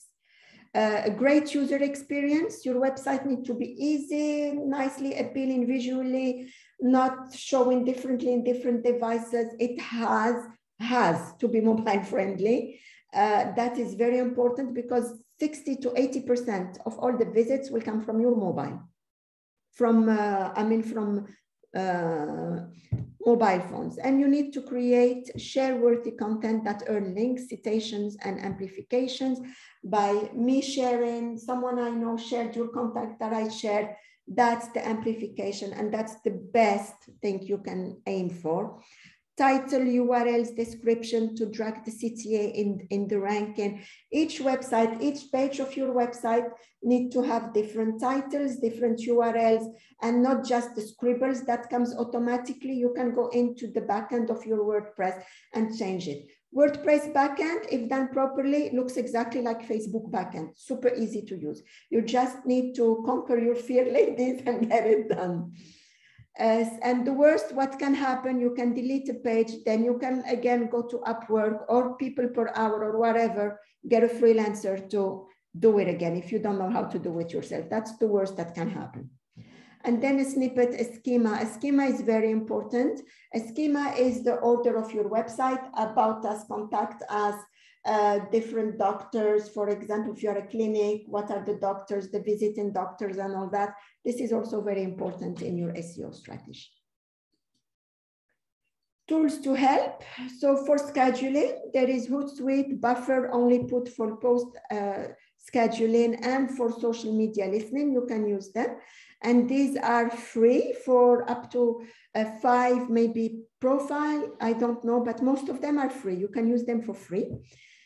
Canva and Adobe Spark for graphic design. Canva is the best invention since bread. Honestly, anyone with no skills in graphic design can do roll-up banners, can do email, HTMLs, can do PPTs, can do everything on Canva. Keyword research, you can use the Google Keyword Planner and Keyword Research, and Uber Suggest. It's free. It will show you everything. And again, the best way to do it is just go type your service in Google, in the Google search bar, and whatever come up, that's what people are most likely looking for all the time and have the top keyword searches. Hubspot for email marketing. I love HubSpot. I'm not affiliated with them, but we use it in my office. It's so intuitive. It's really, really good. Google Alerts and Google Trends for social media listening. For if you want to know what the competitors are doing, you create a Google alert for it. and see what they are doing, what is the latest blog, who is talking about them positively or negatively, it will come up, and it's free.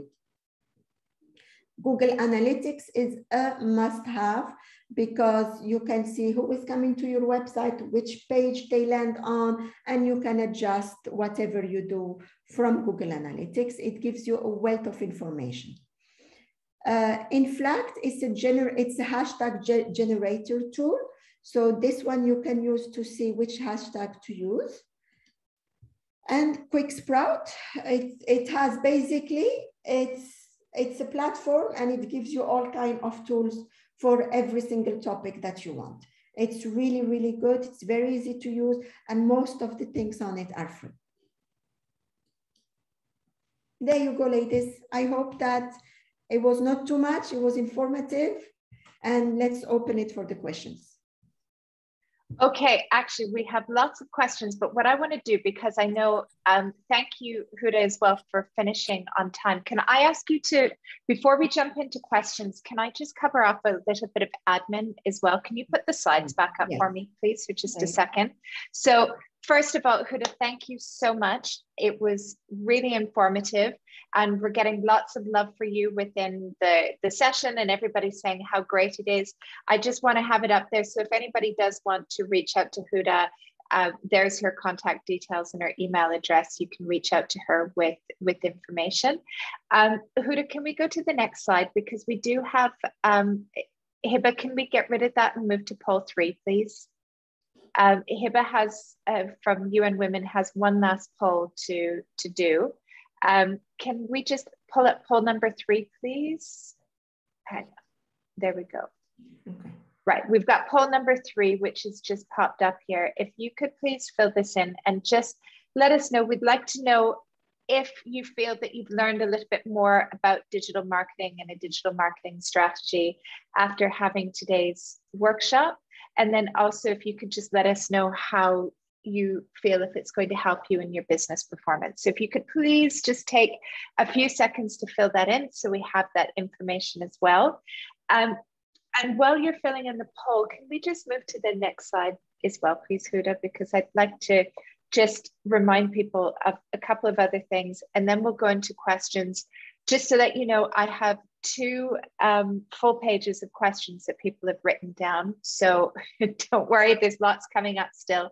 Just so that you know, the next session that we're doing is a workshop on branding on the 6th of September. And I'm sorry, so we put 2020 rather than 2021.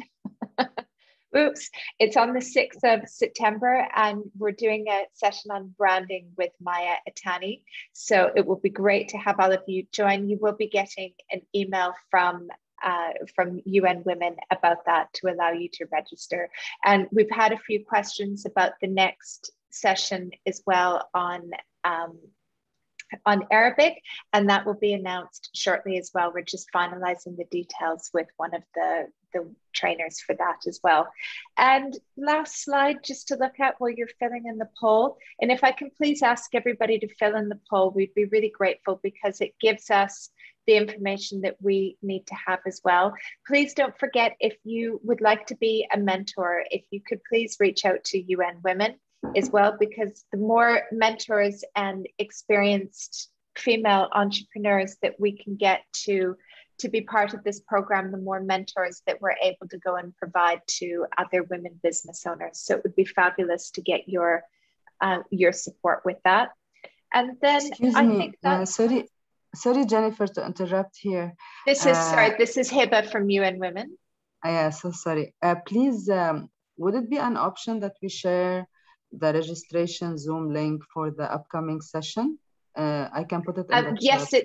it's already in the chat box. Maya shared that as well. Okay, so thank you. If you just want to put it in again, so anybody, if you'd like to attend the branding workshop, just have a quick look in the chat box and you'll be able to register for that as well. And then what I'd like to do just before we move into chat, because I know some people will be leaving soon as well, but I would, before we finish things up, today. And if you do have to bounce off, I would just really like to thank you, Houda, for all of your time and the time that you've spent sharing with everybody and your knowledge. And also to UN Women and NAMA Women Advancement Establishment for really making this a possibility, because it is amazing to be able to have access to so much knowledge and so much training and support for us to grow our businesses at no charge. And this is incredible that they've provided this opportunity for all women business owners in the UAE. So thank you very much to them. And what we're going to do now is we're going to jump into questions, because you have a lot. So if you feel that your question hasn't been answered, if you would be able to just pop it in the chat box, because we do have so many. And what I have done is I've grouped some of them. So I think, Houda, what we're going to do first is we're going to speak about LinkedIn, because there are a few questions about LinkedIn. And I think for some people, LinkedIn seems a bit like an enigma and they can't really figure it out. So one of the first questions we had was, what about LinkedIn? Does it have a specific way to post? And if so, I don't really know what the catch is. Yes, LinkedIn, you have to talk in a more sober way, as I call it. You have to be informative, educational. You have to show your expertise, because that is the way that you will build your reputation as a business owner, as a professional. And for a company page, you need also to give very informative information, but too technical a bit more, because people on LinkedIn are professionals. They are there for a specific, they are searching for a specific person or for a specific business to do business with. So you can be technical on LinkedIn. It is not a problem at all. But if your business is too technical, you're selling, I don't know, computer, whatever. Do not go into BIOS and do not go into DOS and all that. You will lose most of the people, because if not everyone is business savvy, but they are looking for your solution. So you can be technical in a layman's term, if that makes sense. Yeah, and I would say as well, without being too over salesy or pushy. Yes, I think still the same rules apply. In any platform, never be too salesy, because you will lose the interest of your audience. But do it in a way that, and on LinkedIn, you can also put user cases. If you have a very happy client, do a user case around it and put it as in your business page and in your personal page. And the best way to promote your business page, free, if you have a very good followers on LinkedIn, always share whatever you post on your business page to your personal profile. And that's the way to get the business page noticed, and people will follow it that way. Definitely. Someone says, would LinkedIn be better for collaborating with other businesses? It really depends. Collaborating in what way? If you can expand on that? Yeah, maybe if the person who asked that, if you could pop that in the chat. Well, they're doing that. Just going into one other area of LinkedIn is LinkedIn and blogs. And somebody wants to know if they can take a blog post from their website and just copy and paste that over onto to LinkedIn. Yes, not copy and paste 100%, adjust it a little bit, make it a little bit more technical, because if you post the same on your LinkedIn and on your website, Google will think that you are copying someone else's content, unfortunately, and they will penalize your website on that. So it's mysterious why they do that, but yes, you can have the same blog, but just change few words here and there. That's it. Maybe add a little bit more technicality. Add also on LinkedIn who you are, always at the end, a little bit, just a one-liner where they can contact you, how they can get in touch with you. Always advisable to do that. Okay, great. I don't think we have received more information. One person said, just to add to that, what is the following strategy on the business page? Who do I follow? And also, Houda, just before you answer that, somebody asked if you could move back to the slide with go back with the tools again. Yeah, there. So if we could just leave that up for people to have a look at. Yes. So they wanted to know for business pages on LinkedIn. Yes. What they want to know on business pages? What do they know? What they want to know about? What is the following strategy on the business page? Who can I follow? Oh, you can follow on business page businesses you want to do business with. For example, influencers in your business sphere. You can follow magazines that you want to be published in indirectly, and of course potential customers. If you know someone that is a potential client for you, go and follow them from your business page. Great. Okay, I want to talk about Google My Business. Yes. One other thing I just want to mention quickly, because I'd mentioned this at the beginning and not everybody has heard this because I've seen a few of this going on, is that this workshop is non-promotional, please. And that means that you're not here to push yourself, your business. And there are people trying to get business right now, promoting things about their companies in the chat box. So please, can I ask everybody to keep it? We're here to support each other and learn. So for Google My Business, let's talk about that because this is a bit of a challenge. So if somebody does not have a physical location, are they still able to use Google My Business? Yes, they are still able to use Google My Business. That's Google Maps I'm talking about, that they need to have a physical location. Google My Business, you can still use it. Do the post that you put on Instagram. It's the same format, more or less. Use them and use hashtags also on Google My Business. Google My Business is a Google platform. It has priority over any other platform. And okay, let's talk about Google Maps and part of the Google My Business. So somebody says, what if you're in e-commerce? How do you manage the location if they need to send a postcard to verify the business? The old postcard thing in the UAE. I know, but you can on the chat there somewhere on Google, on your Google My Business page admin, there is an option to contact them, to reach them, and you can have a video verification or a call verification. Not a lot of people knows about this, so you can go and you can find it and write to them, tell them, I do not have, I have an e-commerce, can I have a phone verification instead? And they do it. Yeah. And they do that you'll get on Google Chat with them and they'll have a video and you have to walk them through so they see that you're a real human being. Yes. Okay, so hopefully we've answered all of that. Let's pop into Instagram and Facebook. Mm-hmm.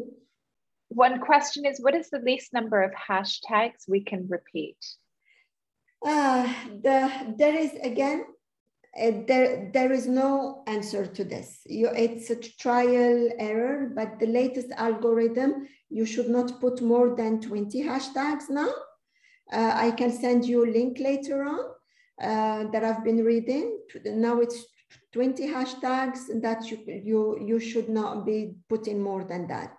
Just up till last week, it was 30 plus hashtags. Now they advise to get a better reach, it's 20 hashtags. Excellent. Okay. Now, a lot of people were unsure about the pixel. Can you explain a little bit more about Facebook Pixel, how it works, why a business would use it? Because I think we do have some people on here who haven't heard about Facebook Pixel and what it is. So I think if we can take a step back and explain. Yeah. So a Facebook Pixel is a code that you can generate from your business manager, from your Facebook business manager. You go to events manager. From events manager, you can create a pixel for Facebook. It's a code. It's simply a code that link with your website. You can take that code, copy paste it to your WordPress, to your Shopify or whatever platform you use. And once you do that, they become linked. So then Facebook is allowed in a way to take information from your website. What is the information that they take from your website? Where people landed from your ads, how many people added products in their cart, how many people visited your website, how long even they stayed in your website.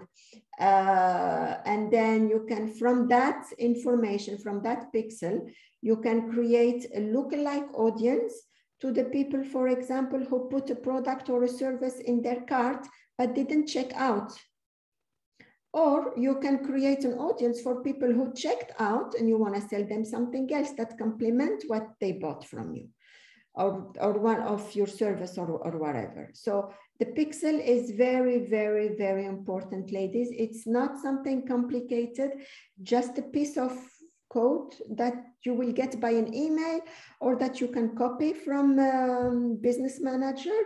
You can even send the email directly to you. If you have a web developer, send it directly to the web developer. They should be able to do it. Okay, great. Arabic hashtags. Yes. We've had a few questions about Arabic hashtags, and it kind of goes across the platforms, but people wanted to know, are there Arabic hashtags that they can use across all platforms? No, there is, yes, for generic keywords, for example, like hashtag abaya, you can use on Facebook and you can use on Instagram. Hashtag uklet bit, for example, if you are a food blogger or if you sell ingredients for food or something like that. So, or if you want to target people who are homemakers, yes. And you have to think about your hashtags, not the hashtags that are only related to your business, but the hashtags that your followers, that your potential client are searching for. Let's say one of you has earrings to sell. I will not just go and put hashtag earrings, because people who buy earrings do not only look for earrings, they look for dresses, they look for makeup, they look for maybe a day out somewhere, a brunch. So you need to check which hashtag make more sense for you and add a combination of them, not to limit yourself, but to reach a wider audience. And the same goes for Arabic. See what kind of hashtags your customers are looking for. If there is a very popular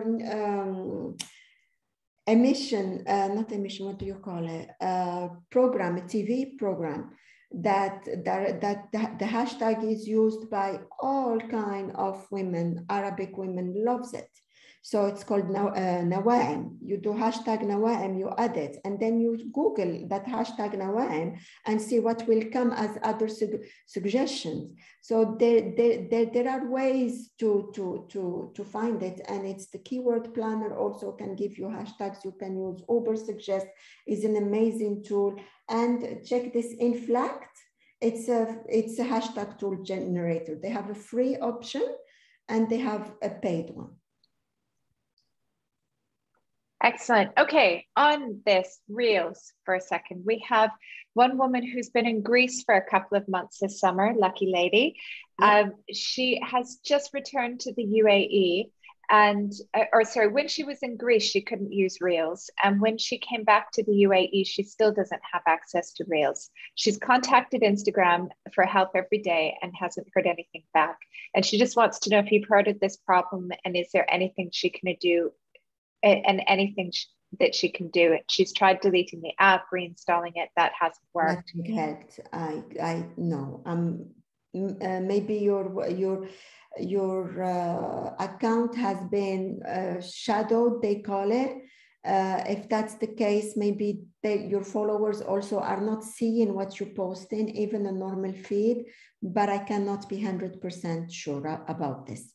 I've heard of it, but then it comes back. I was also banned from Facebook Market for whatever reason. I couldn't know. I wrote to them, nothing. And then one day it appeared again. Maybe you have done something against one of their billion policies that did this, but just give it sometimes. The ban lasts for 40 days maximum, and then it should come back.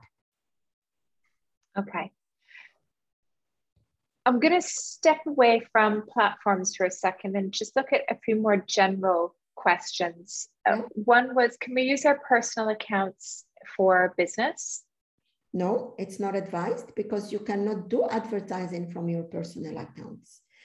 From a Facebook personal account, you cannot do advertising. From an Instagram personal account, you cannot do advertising.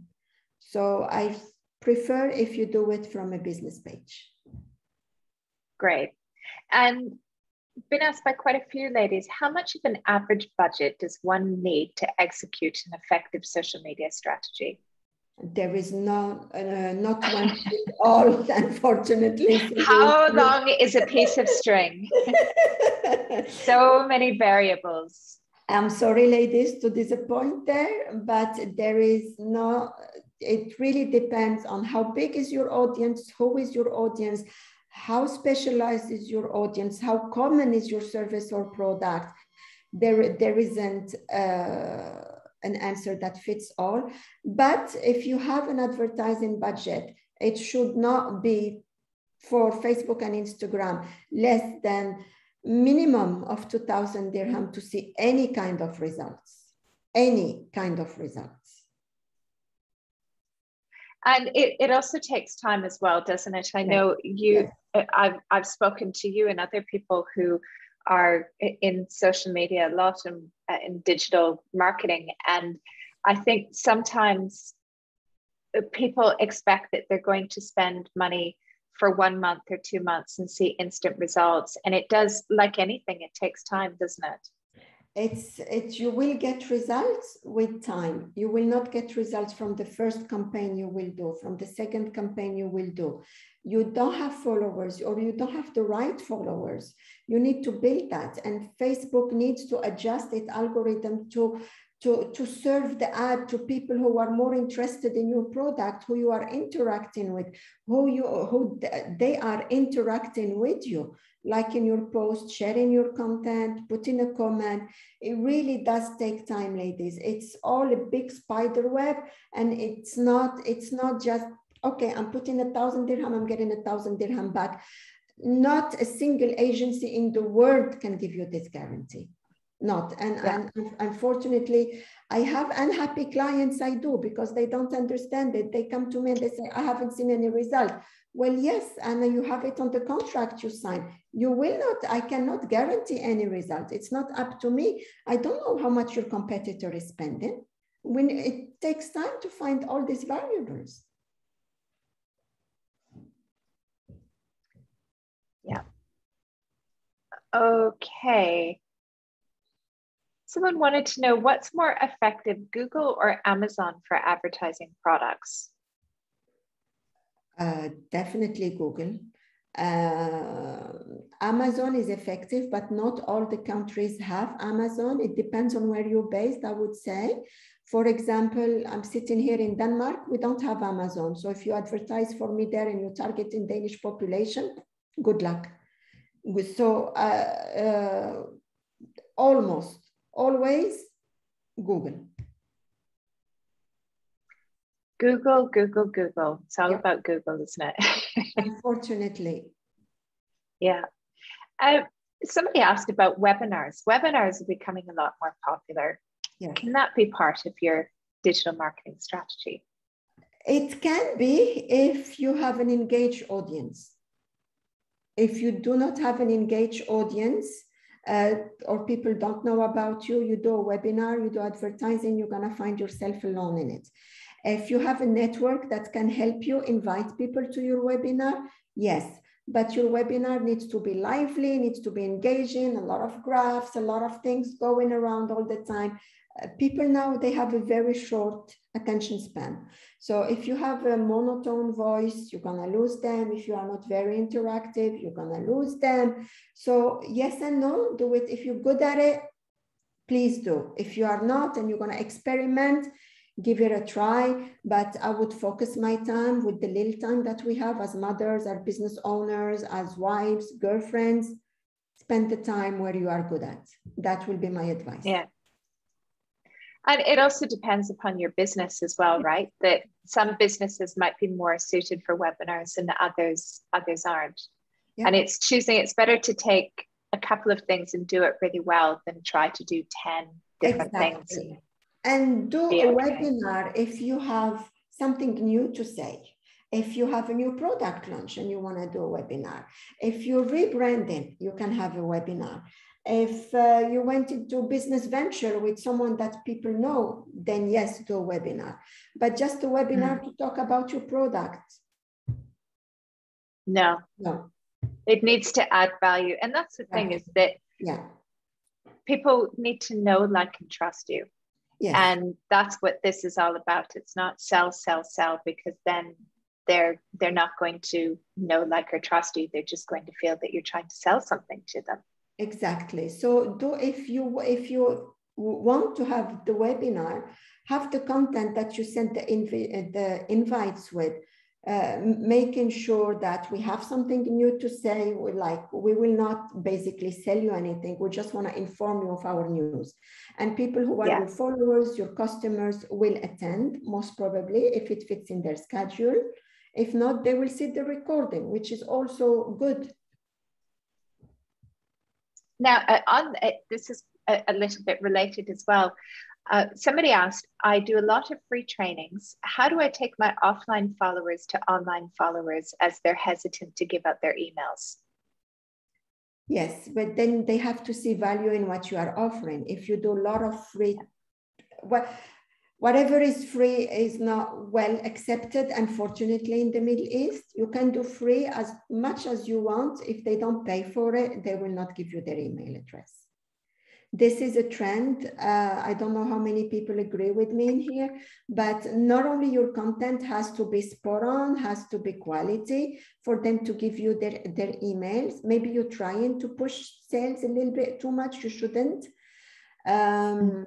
Maybe be more, look at your, have your training evaluated by someone that doesn't know you, doesn't know your product, and see what feedback they will give you. There must be something not working properly. That's why they don't want to give your email. Because if I register to a free training, that you have to get my email to send me the Zoom link at least. So I don't get. So if she can. So this is what I was going to say as well, Houda, is I think that probably you need to change the way that people sign up for your trainings or the way that you're delivering your trainings. If you're just delivering something in a Facebook group and people are used to going and seeing that you're not going to be able to capture that information from your potential target audiences, or if you're sticking it up on YouTube. So you might want to change that strategy so you have a page where they have to go and sign up for the registration as well. And you don't even have to have a website. You can easily do that from Zoom as well, that you can adjust the platform that they have to sign up, and then Zoom will be able to give you a list to download afterwards as well. So you can have a spreadsheet with everybody's email. Yes. There is a free software you can use, a free platform. It's called Eventbrite.com. Eventbrite.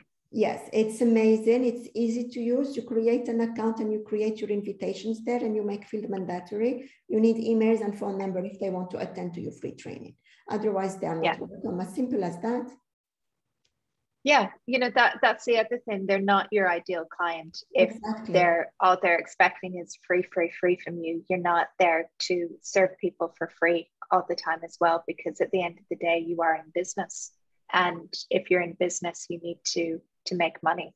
And that's a whole other thing that we are going to be talking about, money and finance and charging and accounting, in another session. Actually, jumping back to Instagram and Facebook, Somebody said, usually businesses are seen to post exactly the same content on Instagram and Facebook. Is that the right thing to do? Again, please, the same content on Facebook and Instagram? What was the question? So they just wanted to know, they were saying that they see that a lot of companies post exactly the same.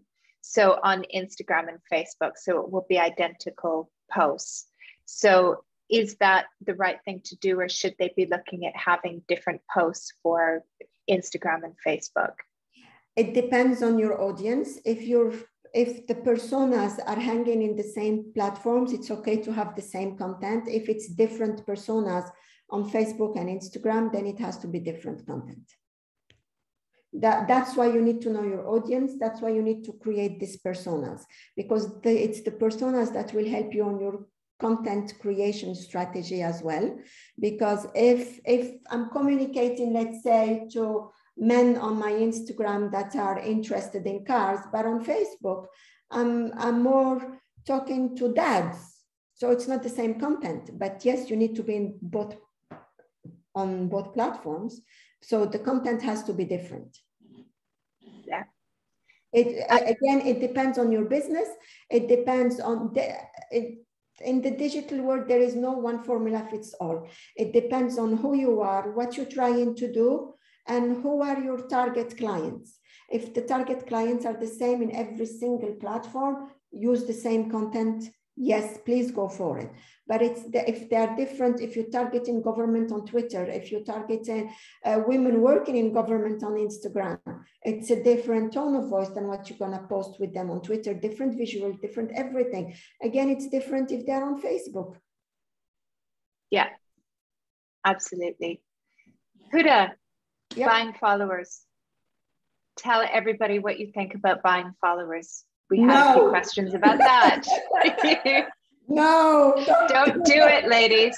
No. You can get followers a genuine way. You can do advertising to get the followers, the right followers. Do not buy those bots, because first of all, you risk that your account will be blocked by Instagram. You risk that your analytics will be completely off the charts. You will not, they will be useless, and they will never be your customers. If you want the numbers, do it in do contests, do giveaways, if you share this with 2 friends and they tag, blah, blah, blah, do this. Please do not buy fake followers. Please, ladies, no. And look, it takes time to build a business. Yes. And I think sometimes people feel frustrated that you start a business or you have a business and you feel that you're pushing out great content and you want to have thousands and thousands of followers. And everybody has to start somewhere. And part of it is consistency and showing up and posting regularly and engaging and communicating. And you start to see every month more and more and more followers. And if you don't see that, then that's where you need to look and see what's going on. What are you posting? Why aren't people engaging? That it does take time. We can't have it happen instantly. And if you are strong on Instagram, ask the people on Instagram to follow you on your other platforms, the cross platform thing. So please, ladies, buying fake followers don't do you any favor. It harms you more than anything else. The Instagram have a very sophisticated, powerful algorithm. They know when you buy fake followers, your post will not show anymore to your real followers. They will shadow, they call it shadow your account, so people will not see it anymore. You are harming yourself more than anything else. Use the right hashtags, engage with the ones that engage with you, engage with people that do not engage with you as well.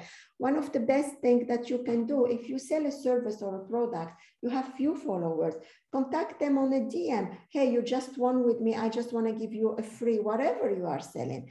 That will make their day. They will talk about you. Their friends, their contact in their Instagram and their Facebook will see it.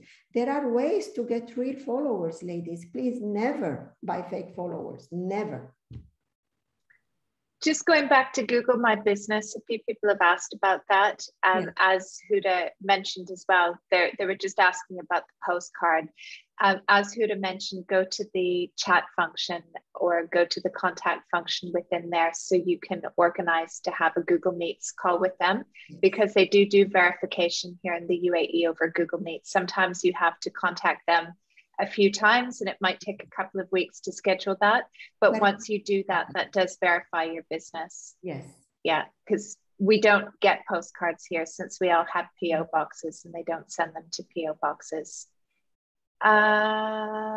Somebody said, how can we access Inflact through the App Store? I don't know what Inflact is. Do you? I haven't heard of that. It's a website. I can show you right now. Just give me a minute. I will find it. Just give me a minute. Google Chrome. And can I ask everybody while we're waiting for that, if you're still here, Hiba and Maya have gone and posted a link to a survey. If you could fill that in. We'd like to have surveys, please. Just looking to see what else we've been asked.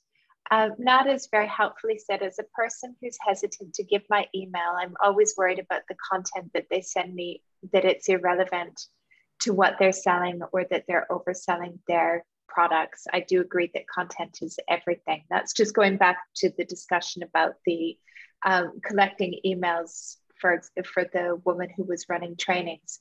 That, you know, remember, if you have good content, if you're genuinely communicating and it's not sell, that people will be fine, because we do get emails sometimes that we do find valuable, but just make sure that it's relevant to the audience that you're communicating with. Yeah, so this is Inflact. It's inflact.com. You go to tools here, and then you go to hashtags and hashtag generator. Once you click on it, great. It will give you here, for example, you are, let's say, restaurant, okay? I'm hungry, so I'm talking about food, sorry. So this is the hashtags it will bring you. So you can see the rare hashtags, you can see the average one, and you can see the frequent one. So pick the ones that are more relevant for you here. Dubai restaurants, Restaurant Australia, most probably Dubai restaurants is more relevant. And look, whatever is relevant for you and use it. And this is free for you to use. You don't have to pay for it. So it gives you everything. Houda, could you maybe explain as well that as they have there, they've broken them down into 3 categories, the frequent, the average, and the rare, that you should have a certain proportion of each depending upon how many followers that you have? Again, yes and no, it depends on your business. It depends how big or small you are. So I always advise to use equal amounts. That's the best. If you're gonna put 6 from frequent, use 6 from average, and maybe 6 from rare, because rare here, you see they have good followers. Sometimes you get your sales from the rare ones, because people, you will not go and browse 44 million hashtag. So you will go and check the small ones, the top ones, maybe you'll add something next to it. And then, so use them equally is the best bet that I will advise you. Because they are too big. You will get lost in the crowd here. Here you have a chance to show, but here you will definitely show. Right. Does it make sense? It does. Let us know in the chat box if that makes sense or if you need more information. Humaira has asked, organic reach is the hard way to find relevant followers. What's the top 5 things to be mindful of while doing that? Yes, you have to engage with them. Number 1, you have to have your content spot on, very interesting, very engaging. You need to have, you need also to have a frequency of posting. People need to get used, and the algorithm need to get used that you are posting at this times, at these days, every time. Consistency also is key. You have to be consistent. You cannot post 5 posts today and go disappear for a week. I need to put a post. No, It takes you 1 to 2 hours every week to schedule the content for the week ahead. That's it. Sit on a Saturday morning, on a Sunday morning, or Friday in most of our cases, and do it. What I'm gonna post, what time, prepare everything. Canva is for all your graphics, for everything. There is also a lot of platform that use stock images for free, but I always prefer products of you product, your services, always. It's much, much better. Definitely. So these are the most important things to do. And you have to now it's engagement, it's videos. You have to engage. Once you post something, people will like it. Go and reply to that like. Go and check what they're doing in their Instagram page. Like their post, comment on their post. Once you start that interaction, engagement, you will have better reach. Just give it a try and you will see. Do you recommend sending a welcome message to new followers? No. I'm glad we agree on that. I don't like that either. Sorry, it's Hiba. I have one question for Houda. Please. Sorry, Houda, for example, I want to ask you when we send out a campaign by email, for example, a bulk, an email for a big number of customers. Yes. When does it go to junk, and how can we avoid that? It goes to junk if they put you to junk, if they did not subscribe to your newsletter, and if you are using, for example, info at. Always have a name. This is a hack we found out recently. Always have a name. Instead of info, dedicate one email from your domain. Call it whatever you want. Hiba, Houda, Heather, whatever, at thecompany.name.com. It doesn't get recognized as a spam, and then it goes to the inbox. So there are ways around it. Do not go for MailChimp because they made it so complicated. I hate it right now. I don't use it anymore. There are alternatives that are much more friendlier than that. So if we create a generic email from the company or the organization, it's better that we don't call it info. Yes. We call it something else. Exactly.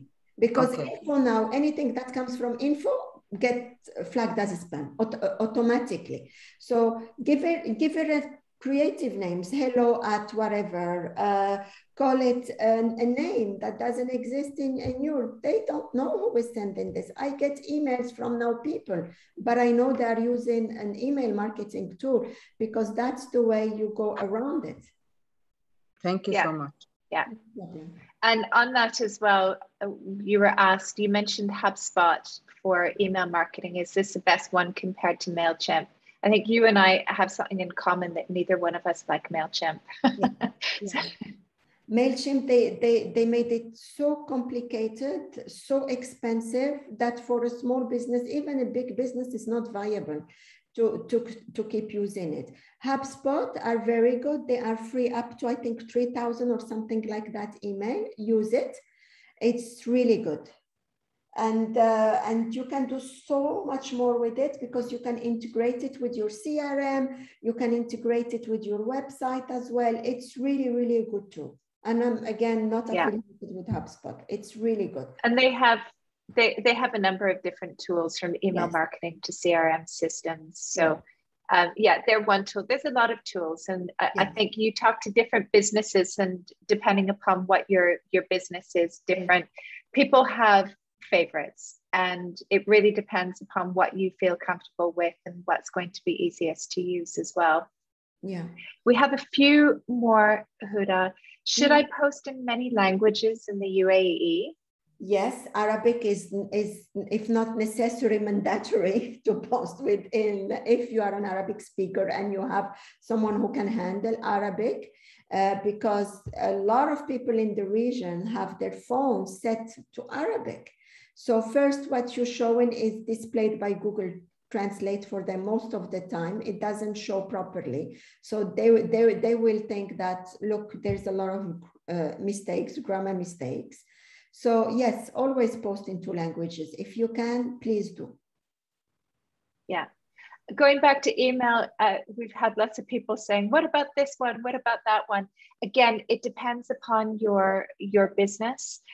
Somebody mentioned Klaviyo as well. That I know that one's popular. Yeah. With Klaviyo is more for Shopify businesses, and so that's a good one. There's ActiveCampaign.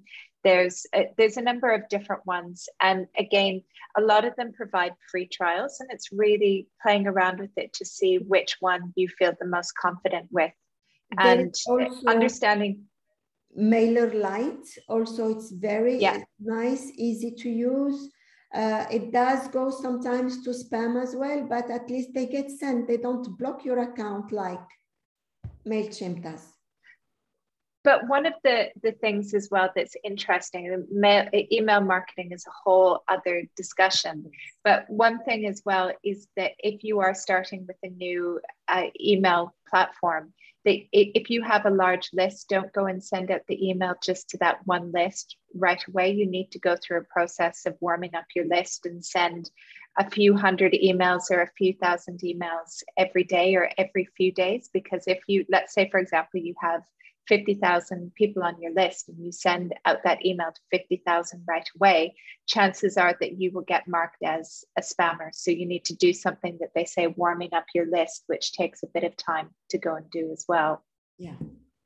I would also recommend that you proof, you qualify your database, make sure you do not have a lot of bounced email, you don't have a lot of email that are no longer in the organization, email not complete, because that also will stop you from reaching.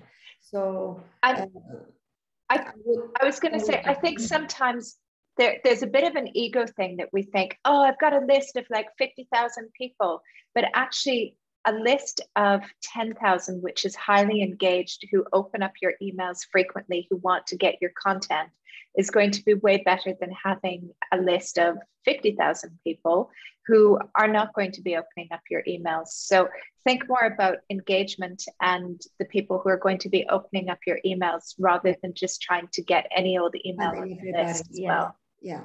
And do not send email frequently as well, because they will unsubscribe. And what you want to send relevant information that you think this particular person will benefit from. Please do not just send a newsletter. Oh, we have a weekly newsletter. Yeah, but is it useful? That's what you should ask yourself. Patricia wants to know what a good open rate of emails is.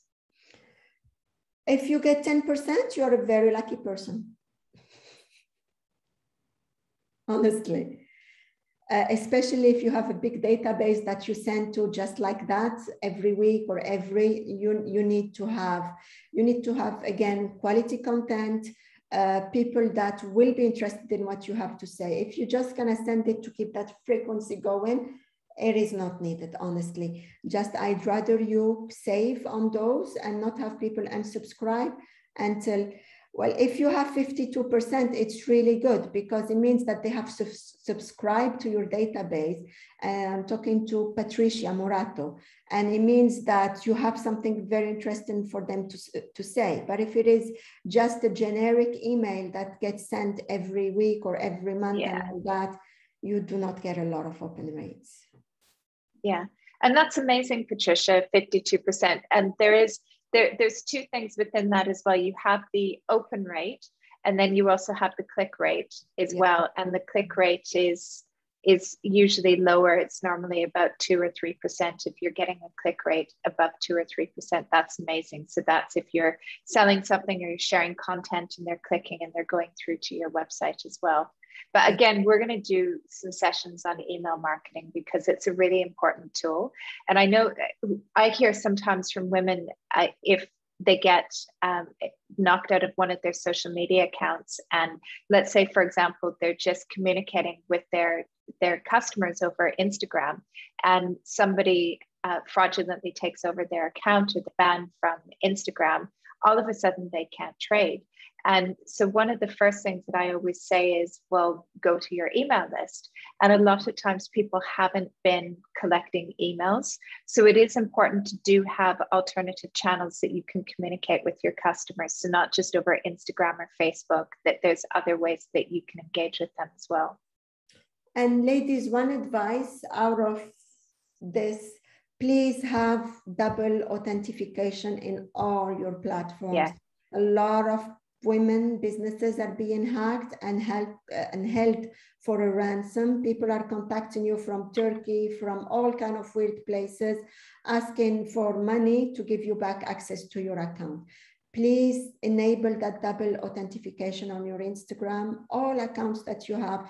Facebook also, complicated password and an SMS confirmation code or authenticator.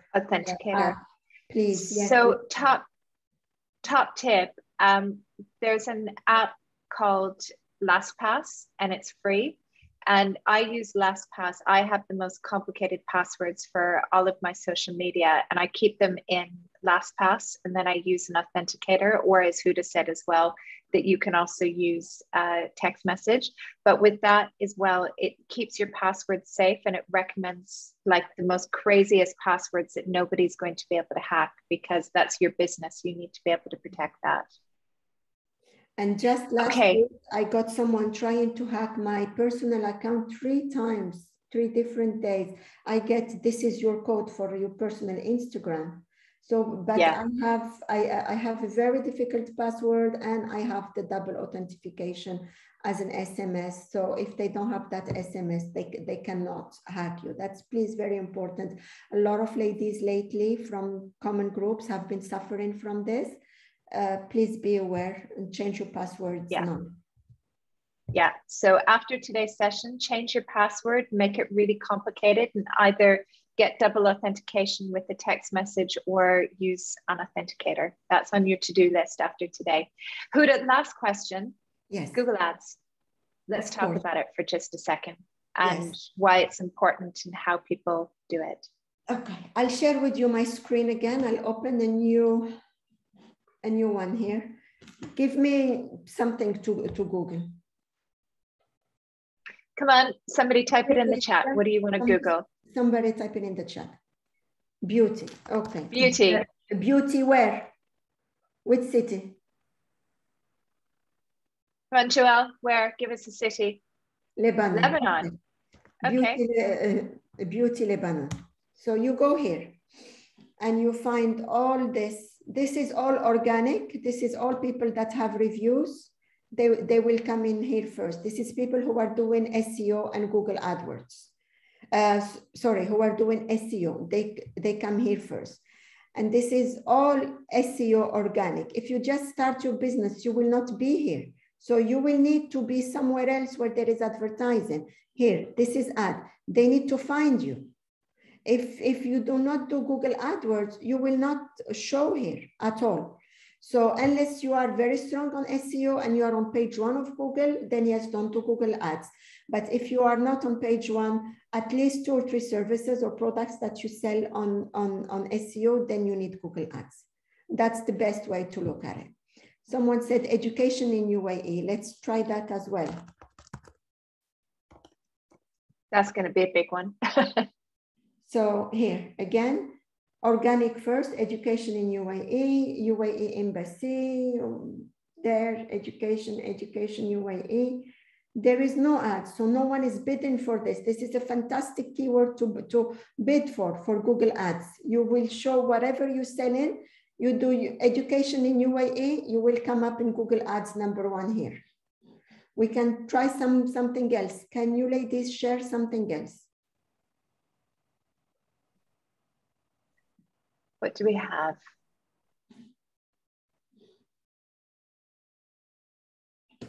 Fillers in UAE. Very good one. Joelle's on fire. Now you will see the competition. How it is crazy. Look, ad, top.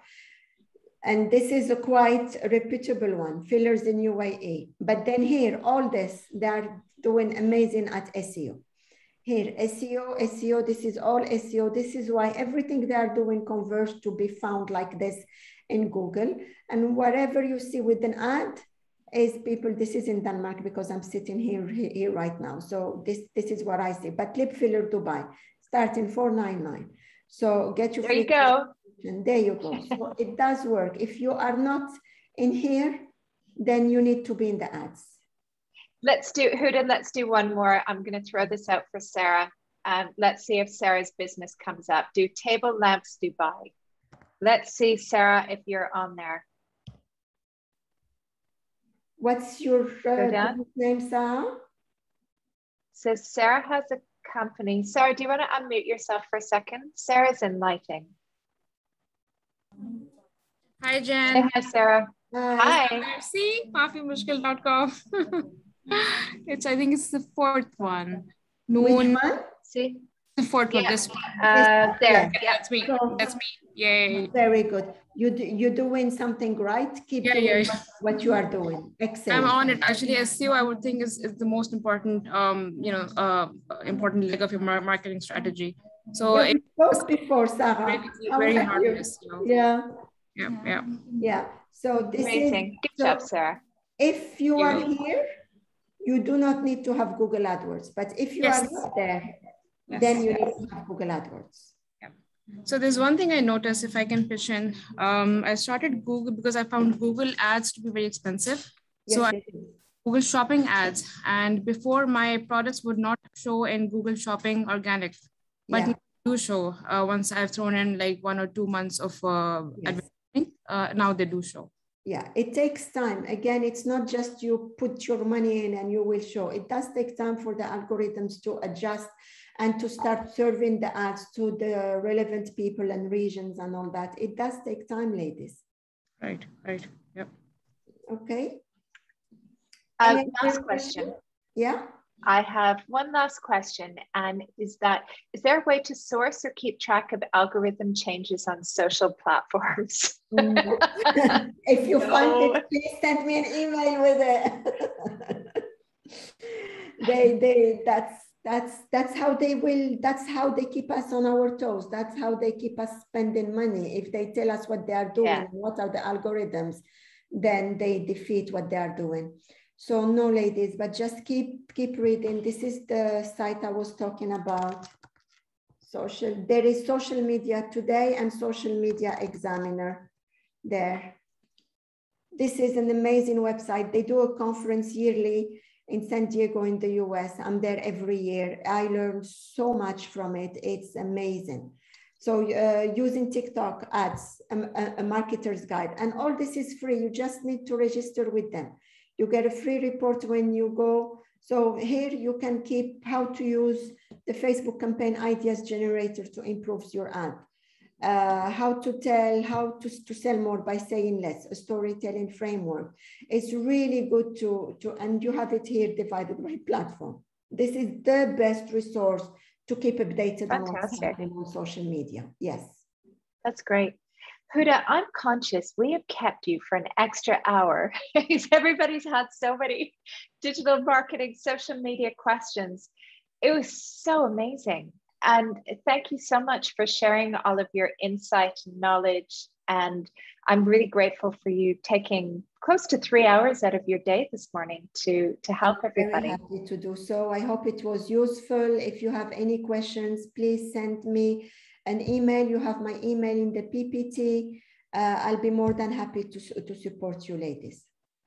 And I think, Houda, we're going to look at doing something in Arabic with you as well, because you are fluent in Arabic too. So we're going to provide some extra support for our Arabic speaking entrepreneurs too. So Houda, on behalf of NAMA Women Advancement Establishment and UN Women, thank you so much for today. Thank you for sharing your insight. Ladies, thank you so much to you and for giving us 2.5 hours of your time today. And we do hope that it helps. And please do give us your feedback on the session. There has been links shared, and we hope that we're going to see you on some of the next sessions. So that's all from us today. Remember, we're stronger together. And thank you to everybody. And we'll see you soon. Have a nice afternoon. Bye. Bye.